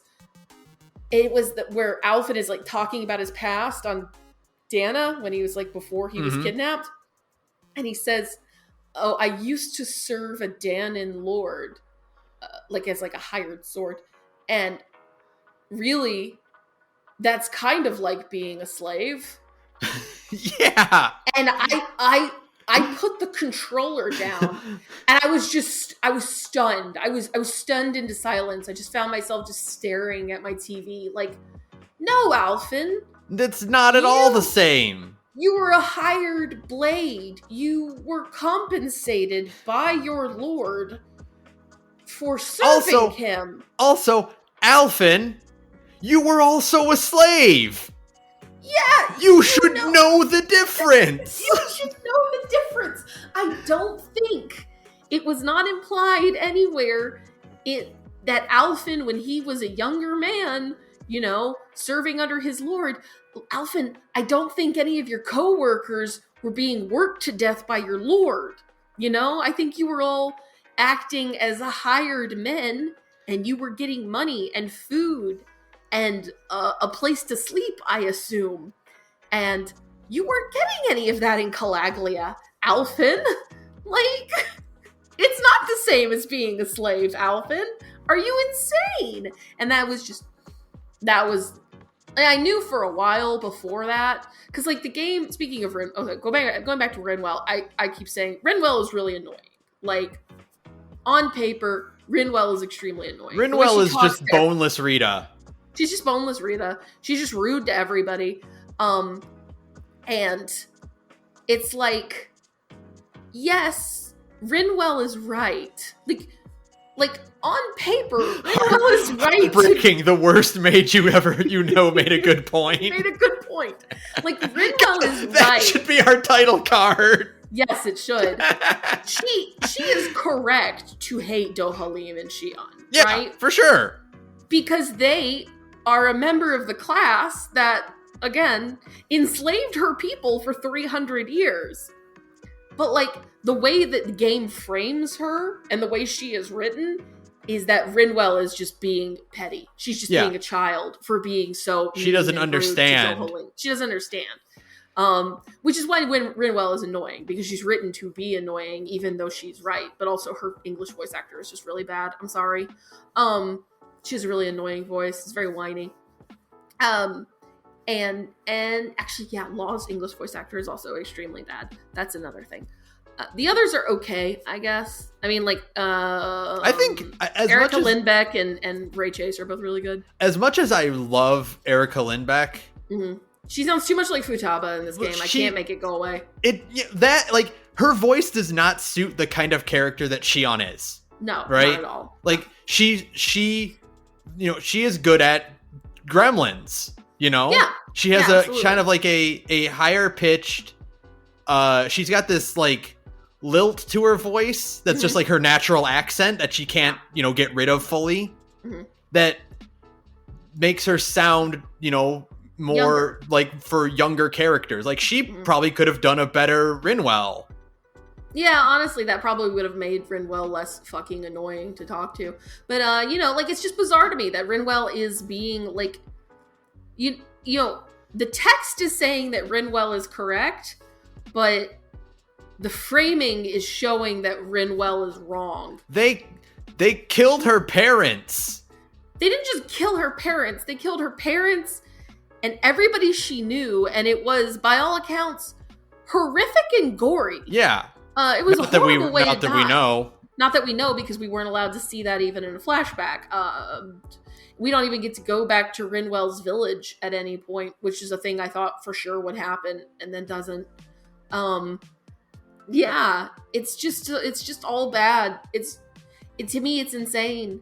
Like, she is correct. She should hate these fucking people, but the problem is that, like, well, I don't like Shion, but Dohalim is way more interesting than Rinwell. And then, like, you know, the game is constantly scolding her for being mad that she hates the people who enslaved her, and that really says enough, doesn't it? Like, the game's subtext is scolding Rinwell for hating her masters, the people who enslaved her and everybody she's ever known.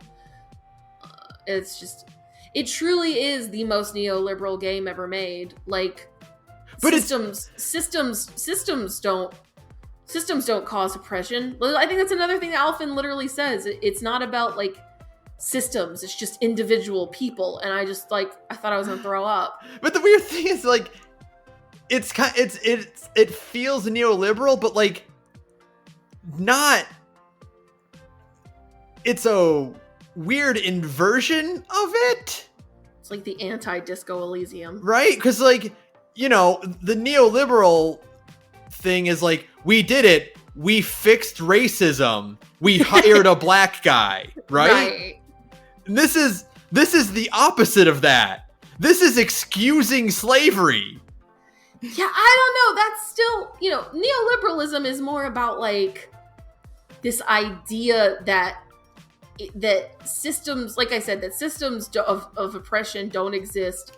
It's just individual bad actors. And if we hire enough good people, then all of the problems will be fixed. Don't worry about the systemic issues that you know, that cause bad things to happen. It is that, and so in that way, that is neoliberalism saying, like, yeah, we hired a black guy, we solved racism.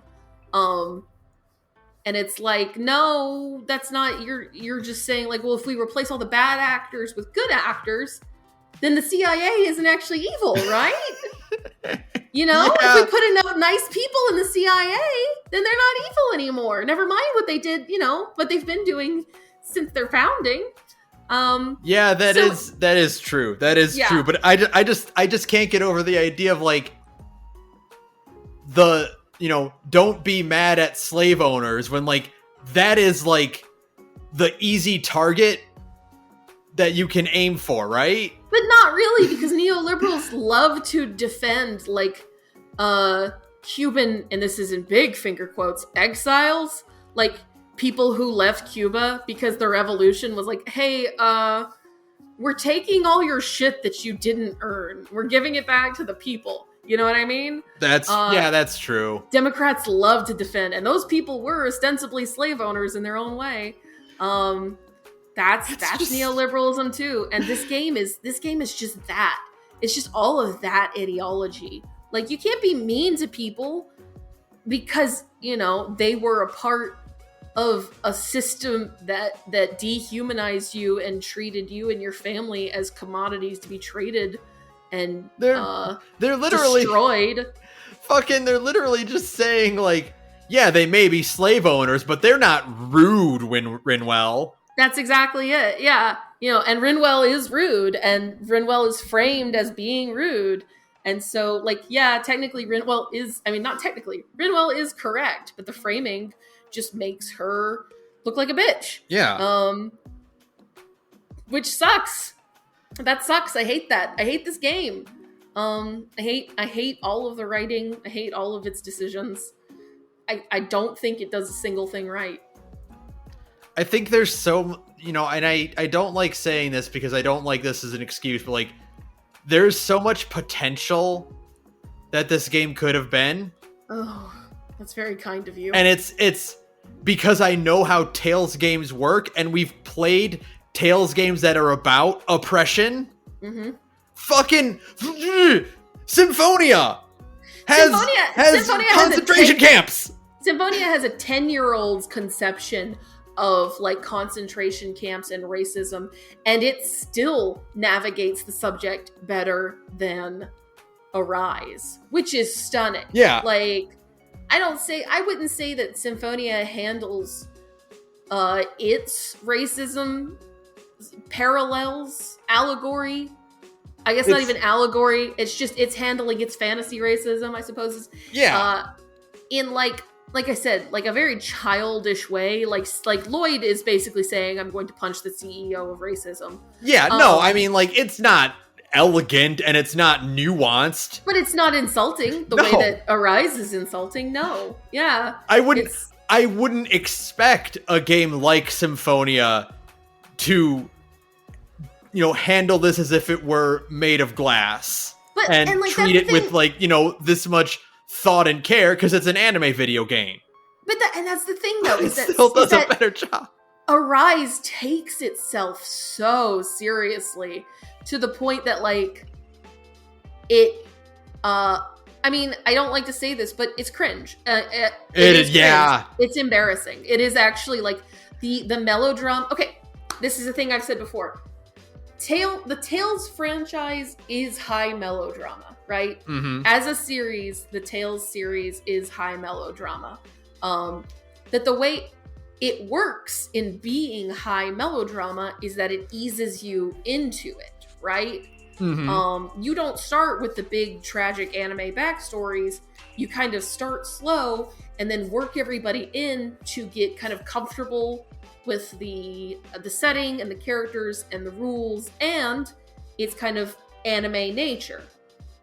So that when the really dramatic backstories start kicking in, you are on board. You have been onboarded into this game's kind of storytelling rules. You are invested in these characters and you care about them because you've had fun with them all this time, and now you're getting the parts of them that they didn't want people to see at first. Sure. And to a certain extent, devoid of any additional context, something like Zelos's backstory would read as like embarrassingly melodramatic, right? Yeah. But at that point, when you do finally get Zelos's backstory, you've been playing Tales of Symphonia for like 35 hours at this point. You are totally invested in if you've been playing it for this long, you're just invested in Zelos now. I'm sorry. You care about what happens to him, and you want to know what made him into the person he is now. So the dramatic backstory, you can just kind of grok it. You just nod and go like, yeah, absolutely, that tracks. Tales of Arise does not do any onboarding at all. No. It just immediately throws everybody's dramatic backstories at you instantly and says, isn't this sad? Don't you feel bad for these characters? And then I go, no, I'm actually physically cringing. And it actually makes me ashamed to have ever liked anime because I'm like, oh God, this is what the outside world sees. Oh no. Okay, it's the fucking everyone's backstory in Arise is the scene from 358 over 2 days where Shion's dying and Roxas says, who will I have ice cream with? But you don't have the 20 hours of Shion and Roxas hanging out and having ice cream and bonding over that. Right. You just get, oh no, bad thing happened. A bad thing happened. Right away. Don't you feel bad? And I'm like, I don't care about Kisara's brother. Yeah, I don't know who this guy is. I don't know who Kisara is, really. I have no conception of, like, there hasn't been enough interaction with Kisara at this point to make her losing her cool. Like, in a better Tales game, you would have spent 25 hours of Kisara just being, like, the nice mom character who gets along with everyone. And then when she snaps and starts screaming that she's going to kill Dohalim, it's like, oh, that's a whole new side of her. And now we have to contend with that. And I have to, to square that circle of nice mom Kisara and, furious, vengeful Kisara. And I have to kind of make these two characters fit together. And we don't have enough time of that in Arise. Whoa, it's almost like, character relationships can be tested once they form a relationship. Yeah, and they tell us that Kisara and Dohalim have known each other for a long time, and she really respects him.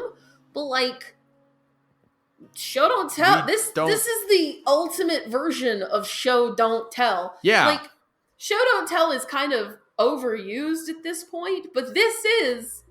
If you were ever going to tell someone, show don't tell, this is it. You know how we were joking about when we did intergrade, how Sonan's sister was not going to talk during her cutscene? Yeah. But we still got to see her die? Right. What do Rinwell's parents look like? Yeah, that is stunning to me. They gave, again, with this, like, weird, like, the weird framing of slaves and the people enslaving them. You know who did get faces for his backstory? Dohalim? Yeah. Even if they're just faceless, they're just, like, generic NPCs, we still got them. We still saw them. So in that way, the guy who, and again, I think Dohalim is probably the most interesting character. That isn't saying a lot, because nobody is really that interesting in this game.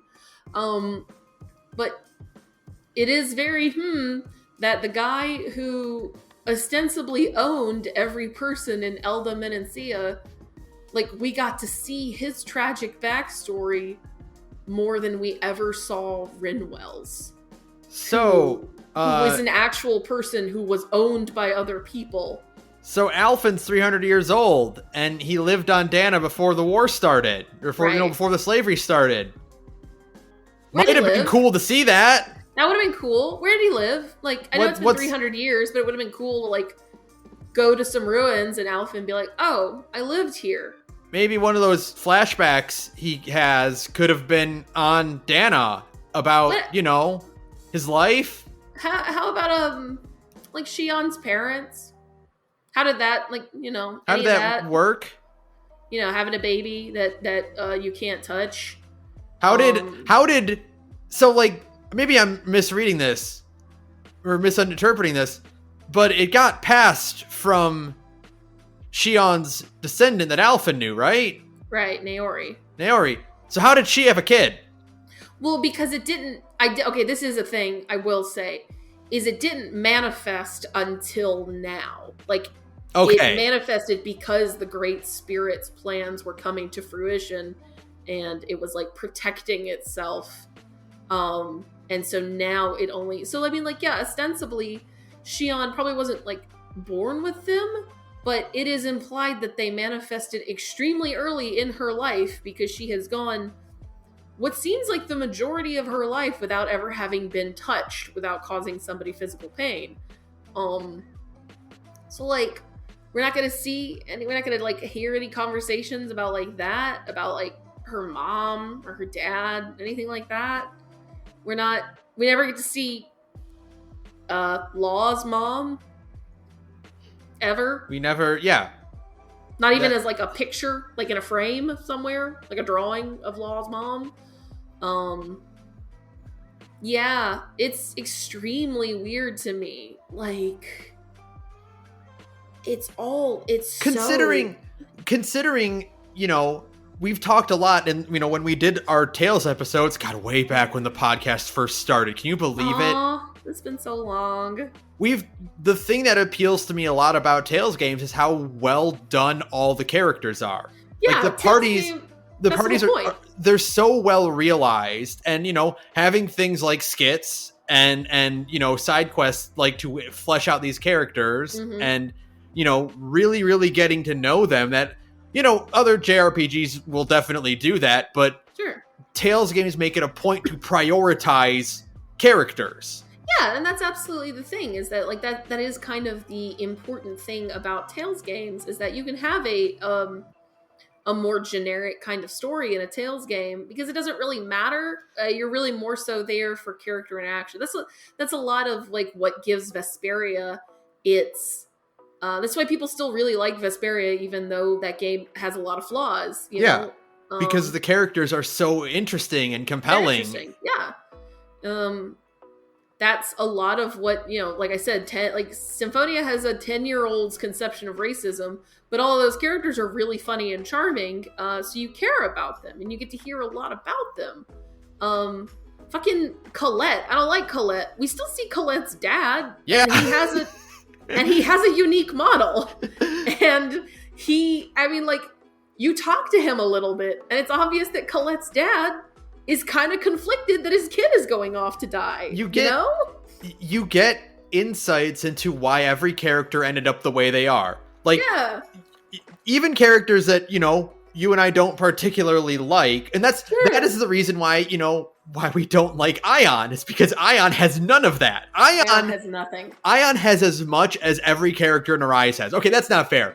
Arise characters have more than Ion. No, but they not don't. much. No, they don't. Ion, I would make the argument that there is nobody in Tales, because at least I still don't really like Ion, but I've kind of come around on what's going on with Ion. Like, the whole point is that he doesn't have any agency, and he was just kind of created to be like something to be controlled. Let me put it this way: Tales of Arise, I hate this game more than Exilia 2. I don't like this game. I would sooner, especially because I actually like playing Tales of Exilia 2. Yeah. Like the actual physical act of playing Tales of Exilia 2, because it has Exilia's combat system. But the other thing is that even though, Exilia 2, its conception of the cast of Exilia is kind of wrong and out of character, they're still there. And they're still kind of like ghosts of themselves in Exilia 1. And that's still more interesting than anything in Arise. Do I? Okay, I know I like it more than Zestiria because I finished Arise. Oh, yeah. Well, Zestiria is a nothing game. Yeah, it's just bad. So I can say at least that much. Sure. But do I like it more than X2? Oh no, not me. No way. I would sooner replay. I put a lot of hours into X2, a game I don't like because I enjoy playing it. I put 85 hours into X2. I would say I do. I do like it because I yell at my screen less playing Arise than I did playing X2. No, I lost my cool, because at least I will say, in the moment of playing Exilia 2, it sells its melodrama to you. In the moment when Victor dies, you're feeling those feelings. You are on board with the sadness, as they say. I was never on board with any of the emotional beats of Arise, but I don't like that game, but the true ending made me feel a feeling. I thought the bad ending was raw. I still think the bad ending is the best ending of that game. And the emotional plot beats of Exilia 2, they land. The problem is it's the resolution of Exilia 2 that makes it so infuriating, right? But the moment to moment stuff of Exilia 2 is still more palatable than anything that happens in Arise. I am making the argument that this is probably the second worst Tales game I've ever played in my entire life. Yes. God, I've blocked so much of X2 from my memory on purpose, though. I can't. So what Arise made me want to do was replay, at least, up to Xillia. And I'll probably just do Berseria anyway, just to complete the set.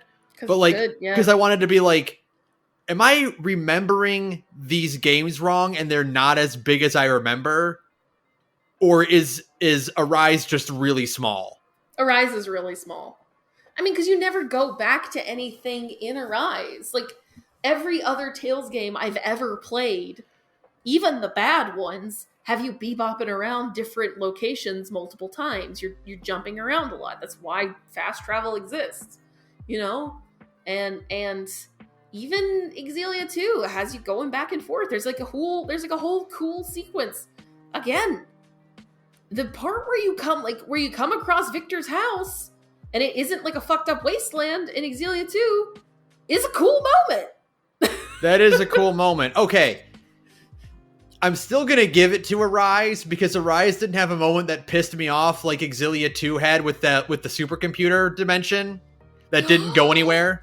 I did totally block out the supercomputer dimension, but I'm still saying Arise is worse because we never see Rinwell's parents. That's fair. I'll give you that. I will accept that. Sure. But for me personally, I'm just saying it because nothing pissed me off more than the supercomputer dimension. That's fair. You know what? We can agree to disagree on this one. The point is they're in the bottom tier. They're in the bottom 3. They're at the bottom. We are debating on which one is worse, not which one is better. Yeah. You know what I mean? There's a subtle distinction to be had there. Yeah. No. I disliked basically every moment of this game, is what I'm saying. I, at no point... I will say, there is a brief moment after Elda Menancia where I was they almost had me. I was almost interested. And then it was over. And I was like, never mind. Because, it's just, because we go from Elda Menancia and, Dohalim is here. He's interesting. Kisara is here. She's not interesting, but she's hot. And we're kind of starting to have a moment. And then we're going to Almadria's zone, and Volron shows up. Volron is the best part of this game. Yeah. I mean, he doesn't really get to do anything, but he is very cool. And so Volron shows up, and then we get to the part where we meet the resistance in Almadria's area, and one of the dudes is kind of shitty to Shion, and Alphen immediately starts on his both siding the slave rebellion thing. So that teeny tiny chunk of game is where I was like, okay, maybe I could get on board with this. Maybe something will happen that'll change my mind and make me like it more. And then it made me hate it more instead. So I like, yeah. I mean, that was also the moment where that was the downfall happened, where it finally hit me that, oh, this just isn't going to get better. It's just not going to improve. Yeah. Okay, so this is just going to be it the whole time. Especially because the other thing is that all of the dungeons in this game are way too long. Yeah. Every single one of them could be about 25% shorter. And what's weird is that it feels, the dungeons themselves feel like they designed the map and then took the map and increased its, the overall, the entire area, they right clicked, select all, and then scaled it up. Scale by 125%. Yeah, absolutely. All of the rooms are way too big. Yeah. Everything is just, and there's too many fights in these way too big areas. It's very strange. Especially, I don't get it. Especially because combat is still happening in the combat zone. It still happens in a battle dimension. You know what I mean? So it's not like they made the rooms bigger to fit all the enemies in it. You're still being teleported to the battle dimension. So why? I don't know. I don't know why they made any of the decisions they made in this game. Especially because, you do the both sides slave rebellion thing, and then they send you off to, go find Almadria, and it's a goose chase, of course. Yeah.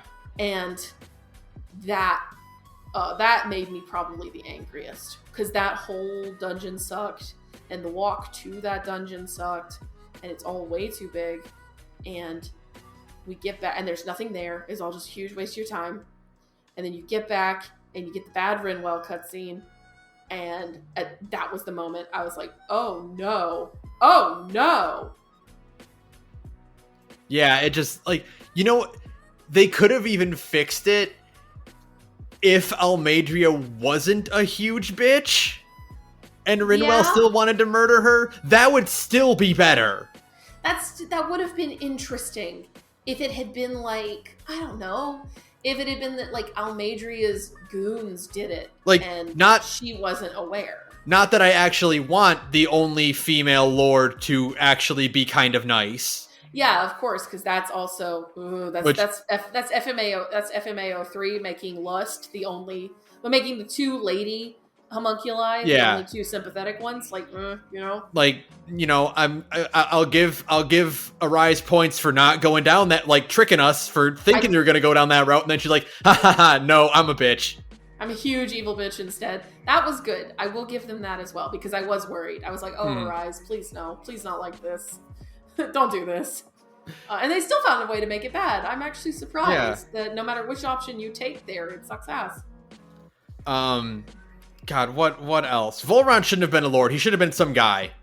He should have been some guy, absolutely. He should have been like he should have been like in the game, he is the second sovereign. He should have been what's his name from Asperia? Zagi? Yeah, he should have been Zagi. Like a cooler he should have just been a cooler version of Zagi. He just shows up and wants to fight sometimes. Just some dude that constantly harasses Alphen for no reason. He should have been Alphen's Majima, just popping up. And if he had still been like the second sovereign, but like he escaped and was just trying to track Alphen down and kill him out of some like misplaced anger for the way he was treated, and he's like, well, I'll be the only sovereign, and then that way I'll be the strongest or something. Like that would have worked better, but like him being a lord is really weird because he's kind of fulfilling two story functions. He's fulfilling two slots that he shouldn't be in both roles. Right. He's got to be one or the other. It just feels like a conservation of characters. They're like, we can't afford to make another model, so Volron also has to be the Lord of the Water Zone, Volron is cool. Volron is like from a completely different, much better video game. Yeah. And he's utterly squandered, of course. Of course. The ending with Volron just showing up out of nowhere is so dumb I started laughing. It's so stupid. He literally just comes flying in on a burning ship screaming and is like, I'm here to fuck things up for no reason. He was dead. He was dead. He was fucking in the tree thing, dead. And they exploded him. And and because you didn't see the body, obviously he's not dead. Like, I knew he wasn't dead because you didn't see the body. But like, he shows up at the literal last possible second to be like, you didn't win! And then blows himself up and essentially accomplishes nothing in doing so. Like, affects, like everybody else in this game, he affects no change and has no real agency. He just kind of does things because somebody needs to be doing something. Someone needs to stand in their way, and Volron can do that. But you know what? At least he's got a personality, and he's crazy, and he's kind of hot, like in a greasy way, and I vibe with that. Sarah, don't sympathize with slave owners. Too bad. This guy is fucking insane. So at least he's got that, excuse. He's just like a crazy person, and was also, am I wrong? I think he was also turning Renins into sparkly goo. So, he's an equal opportunity monster. I guess he's just killing everyone. So so I'm giving Volron a pass. Also, because this game is bad, and every time I saw him, my neurons started going off. I was like, oh my god, somebody interesting. I can't believe it. He does own Rinwell especially hard. I know, it's really funny. He wall bounces her. I know, she just gets wrecked like crazy hard. It's very, very funny, actually. Yeah. But at least, he had personality, and then they wasted him. And this is, again, I was saying on Twitter, the fact that there was like a mandate to keep this game as like straight as possible means there's absolutely no tension between Alphen and Volron at all. There is not going to be any fan fiction written about Alphen and Volron ever. And so that makes him a bad rival character, because it's just like, you just kind of tell that they don't really care. They don't really care about each other. And I don't mean that like an affectionate way. I mean, like, they don't really actually think of each other that much. Yeah. It's just that the what's that over there? Is that the script? The script says we gotta fight now. Okay. Like, why did Volron have to show up and kidnap Xion if we're just going to fight him like we fought every other lord? Yeah, like, what was... I guess he wanted to kidnap Shion because the Sovereign is supposed to have the maiden, and he is trying to establish himself as the Sovereign. But like they did away with that system. Like, why does he even know about the maiden? Why does he care? Why does he care? I don't know. Like, that could have been something. It could have been Annie. Instead of doing something, at every turn, Tales of Arise chooses to do nothing. Okay, like, it really is just like the complete failure to land anything it does, and that's super indicative of the combat. Oh god. Like, because the combat starts off as, oh, this is really smooth and fun, and now you can link things. Why are these battles taking me 5 minutes to finish? Right. And that's just the entire game. That's the whole, yeah. Oh, you're setting up a cool thing. Oh, that wasn't actually set up. That was just characters acting arbitrarily? Mm-hmm. Oh, okay. Okay. Volron kidnapped Shion? Why? Just cuz? Because he's a bad guy, and the bad guy has to kidnap the girlfriend. And we have to keep saving Shion over and over and over. And after a certain point, Shion never actually Shion only starts being nice like the middle of the way through Act 3. And I was like, why are we saving her? She's so mean. I get it. You're a bitch. Move on. Please have any other character. None of these characters, like I said, none of these characters have any. Shion is a bitch, and Law is dumb, and Rinwell is a smaller bitch, and Kisara is nice, I guess, and Alfin is nice, I guess. Dohalim is like a weirdo, and that's it. That's it. They don't have anything else going for them. It's great. I'm glad I didn't spend that much money on this game. This was the Tales game we got after Berseria. Now we gotta wait for the next one. It took them 4.5 years to put this game out, and this is what they gave us. Like, I know that part of it is because like the world ended in the middle of development, and maybe that's why this game is so unfinished, is because they had plans, and then the world ended. The weird thing is that, like, it doesn't feel unfinished. It's true. It just feels like they just did it bad.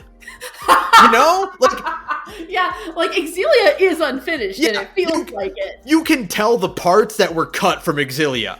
Yeah. Right? Like, you'd be like, oh yeah, this game is clearly missing big chunks of it. This game is missing 10 hours. Like, or more. I've played games where things are notably unfinished. Sure. Arise is a complete story. That's true. It just feels like they didn't put anything in it. Like, they decided not to put stuff in. They made the active decision to not put anything in it. Like, there's no part in Arise where we just skip over something. Right. Right? That's true, yeah. You know, it's not like we introduced the 7 lords and then Shion already killed 2 of them. You know? Yeah, that's a good point, yeah. Which is weird because now that I think about it, 5 is a really arbitrary number. It usually is like 7 or 10, right? Well, no, because Tales games have their 6 classical elements. But it's like, it's... And so there's 1 for each, and then, like, there's a light one and a dark one, and the dark one is on Rena, you know? So, like, I get that. Yeah, I guess. It just... 5 just feels weird when it could have been 4 and a leader.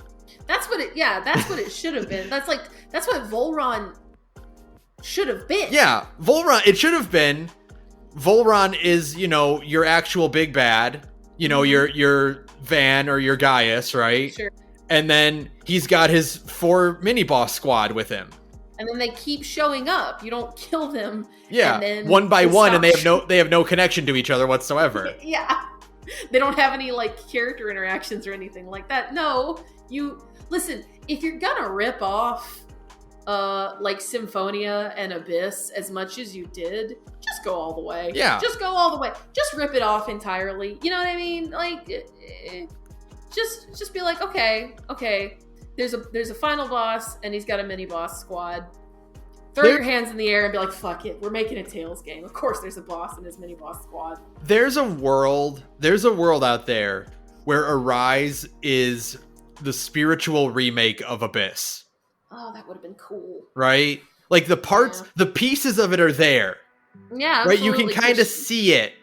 Yeah, because like Tyr is also like unpleasant at the beginning of Abyss. Yeah. But like, unlike Xion, Tyr shows her soft side pretty quickly, you know? Yeah. Like, she's really cold and rude, but you can tell she wants some kind of like emotional connection. And that is ostensibly what is going on with Xion as well. She's cold and rude, but desperately wants like affection. But they don't ever really show the desperately of wanting affection part. They mostly just show the cold and rude part, you know?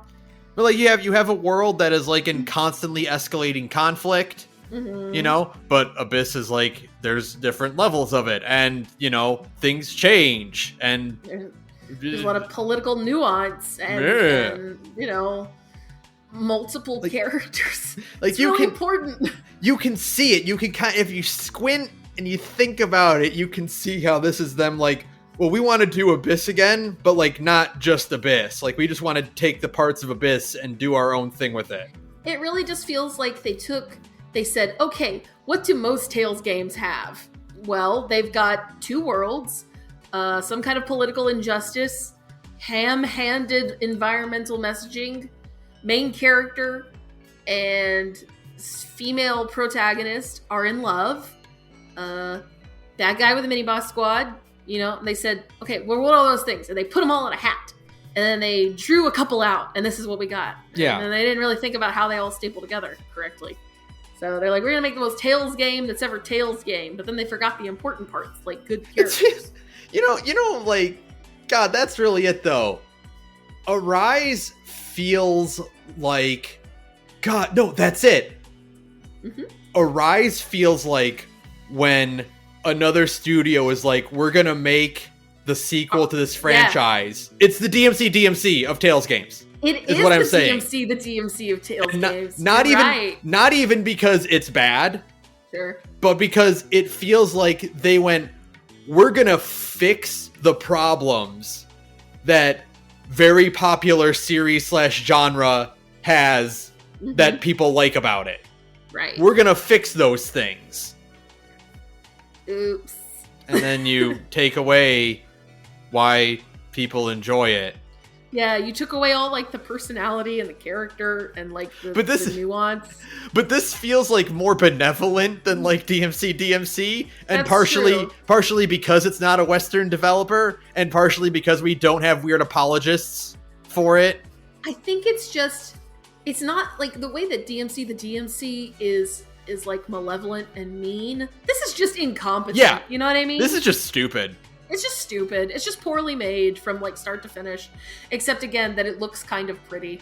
And even then, that's debatable. Like I know a lot of people don't like the super blown out colors and HDR and watercolor graphic and style, which I get. You know, here's my confession. Here's my confession, to be perfectly honest. I don't think Berseria and Arise are all that impressive visually. And I would love to have a game that looks more like Abyss and Vesperia again. I like the big models, like the normal proportioned models. And I don't even mean like that. I mean like I miss cell shading, like proper cell shading. Sure. Yeah, and like fixed camera angles. So yeah, and like interesting things. Framing. The characters in Berseria and Arise, and even Exilia to an extent, they look like you could drop them into like Code Vein. I don't know. I think that the reason I was so excited for this game and why I'm so mad I hate it so much is because like this was the first Tales game since Graces, where they only had one character designer. And I like all of these character designs. I like all of these character designs a lot. I'm not really explaining this very well. I like the character designs too. I don't like the just general art direction that the franchise as a whole has been taking. Sure. You know? Yeah. I feel like this is like just a part of Namco Bandai's anime game division. Sure. Are starting to kind of blend together a bit. Yeah, Code Vein and Scarlet Nexus and Tales of Arise, they all look the same. They have the same kind of lighting. Sure. You know? Yeah. I'm not a super big fan of that. I love the designs. Everyone's designs are super good. Sure. And so they were, in every Tales game, like the one thing this game does do well is that its party members have great designs. The party members have great designs. I was really excited. It was a Tales game with everybody has extremely consistent designs and everybody is an adult. I was really excited about that. We had already kind of gotten that with Berseria where everybody but Laphicet was an adult. Yeah. And I was like, oh, cool. So this is like the youngest person is Rinwell and Rinwell is like 16. So I thought, okay, that's great. We have like a fully, a total grown up in finger quotes because I'm an adult. I don't think 16-year-olds are grown-ups anymore. But in the terms of anime games, yeah, they are. But like, I was like, this is great. We have like it's a single designer making all of these character designs. I was really excited about that because I like Berzeria's designs, but I still am not a fan of the whole like, we got this designer to do 2 characters, and we got this designer to do 2 characters. I don't like that either. I don't like that. Because you end up getting like a very weird mix of character design. Nothing looks very cohesive, and Arise is very cohesive looking. But it's like, it's in the service of this fucking game. Yeah, and now we're going to have to probably wait like 4 or 5 years for another Tales game. And the worst part is that this game has sold extremely well. Okay. I'm not super worried that they're going to learn all the wrong lessons because every Tales game iterates so hard on the previous one. Like in completely different directions, like all the time. I'm just worried. Frankly, I'm just worried they'll just bring back, because the same guy who wrote, or at least co-wrote, Exilia 2, Zestiria, and Berseria. It's the same guy. He worked on all of them. And then he didn't write Arise. And I'm just worried they're going to have these same fucking writers come back from Arise and write whatever happens next. And in that case, that does bode very ill. But I don't know. Yeah, we'll I'm just worried they're going to learn. I'm just worried they're going to learn all the wrong lessons. Because, like, this game got good reviews. This game has sold really well. It seems like the general public perception is a positive one, which is a problem. Are we so out of touch? No, it's the children who are wrong this time for sure. So I'm just like, oh no, this bodes very poorly. What if it's just Yakuza from now on doing good JRPGs? Well, then you'll I'll just have to play Yakuza at some point. You'll have to do what I want you to do, which is play Yakuza 7. Sarah, Yakuza 7 has literally everything you like about JRPGs, including, specifically, a disgraced cop named Adachi. Gonna trick me that way. I see how it is. No, I'm just gonna play Final Fantasy XIV for the rest of my life, because at least it's scratching all the right itches. Jesus. Yeah, I mean, you can also do that forever and ever and ever and ever. It's true, because MMOs just don't die. They just don't die. So at least I'll always have that, I guess. God, all right. Anything else? I'm looking at my notes now, and there's nothing that I really feel like bringing up. I feel like I got it all out of my system. We didn't even talk about the alien thing. I mean, like... Yeah, because the game also didn't talk about the alien thing. That's a good point. You're right. Again, if the alien thing had been introduced at the beginning of Act 3 and like the whole third act was about resolving the alien thing, that probably would have been... The game probably would have at least been a little bit more interesting that way. The game is like, here's a spaceship that's been in orbit and there's an alien in it, in like a pod. And then the game ends in 5 hours. Yep, that's about right. And then, Oh, we didn't talk about this, so we're gonna talk about it real quick here. It is insane to me that like the big revelation that Renans are just genetically altered Danans is given by a totally nameless, unimportant NPC. God, right? It is insane to me that it's just like a lore dump at the very ass end of the game. My immediate thought was Attack on Titan. Yeah. Which was the I'm the Armored Titan and he's the Colossal Titan in like the corner of a panel. Yeah, that's it. It's just like, huh? They dump like they literally do an actual honest to God just lore dump in the middle at the very ass end of the game to be like, oh shit, we forgot to tie up some story things. Ah, fuck. You know? How does that even, by the way, like with Symphonia, you know, so Symphonia ends with like the two worlds being united. Mm-hmm. And those aren't two different planets in Symphonia. Those are like alternate dimensions that have been separated. Yeah. And they used to be the same planet, you know? Yes. But then a thing happened and the two worlds were split, right? Right. So you understand when they are reunited at the end of the game, you understand in your head that they were always like that. How does that work at the end of Arise? I mean, I don't think they merge, do they? Because no, they merge. Rena is toast. No, they merge, don't they?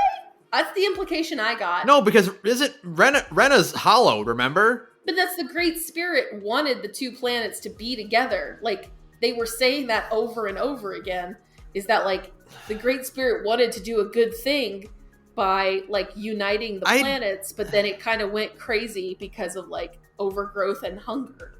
The implication is that at the end of the game, the two worlds are, like, smooshed together. I don't know. I don't think that's accurate because, you know, the whole thing is that like the front facing part of Rena is fine, but then you go to the backside and there's nothing there. Right.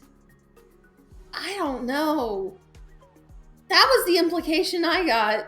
But maybe I'm crazy. Maybe I don't know because they wrapped that game up real fucking fast for a game that just hung around way too long. And just like most Tales games, you never get a really solid look at what the world looks like after you have erased the system that's in place.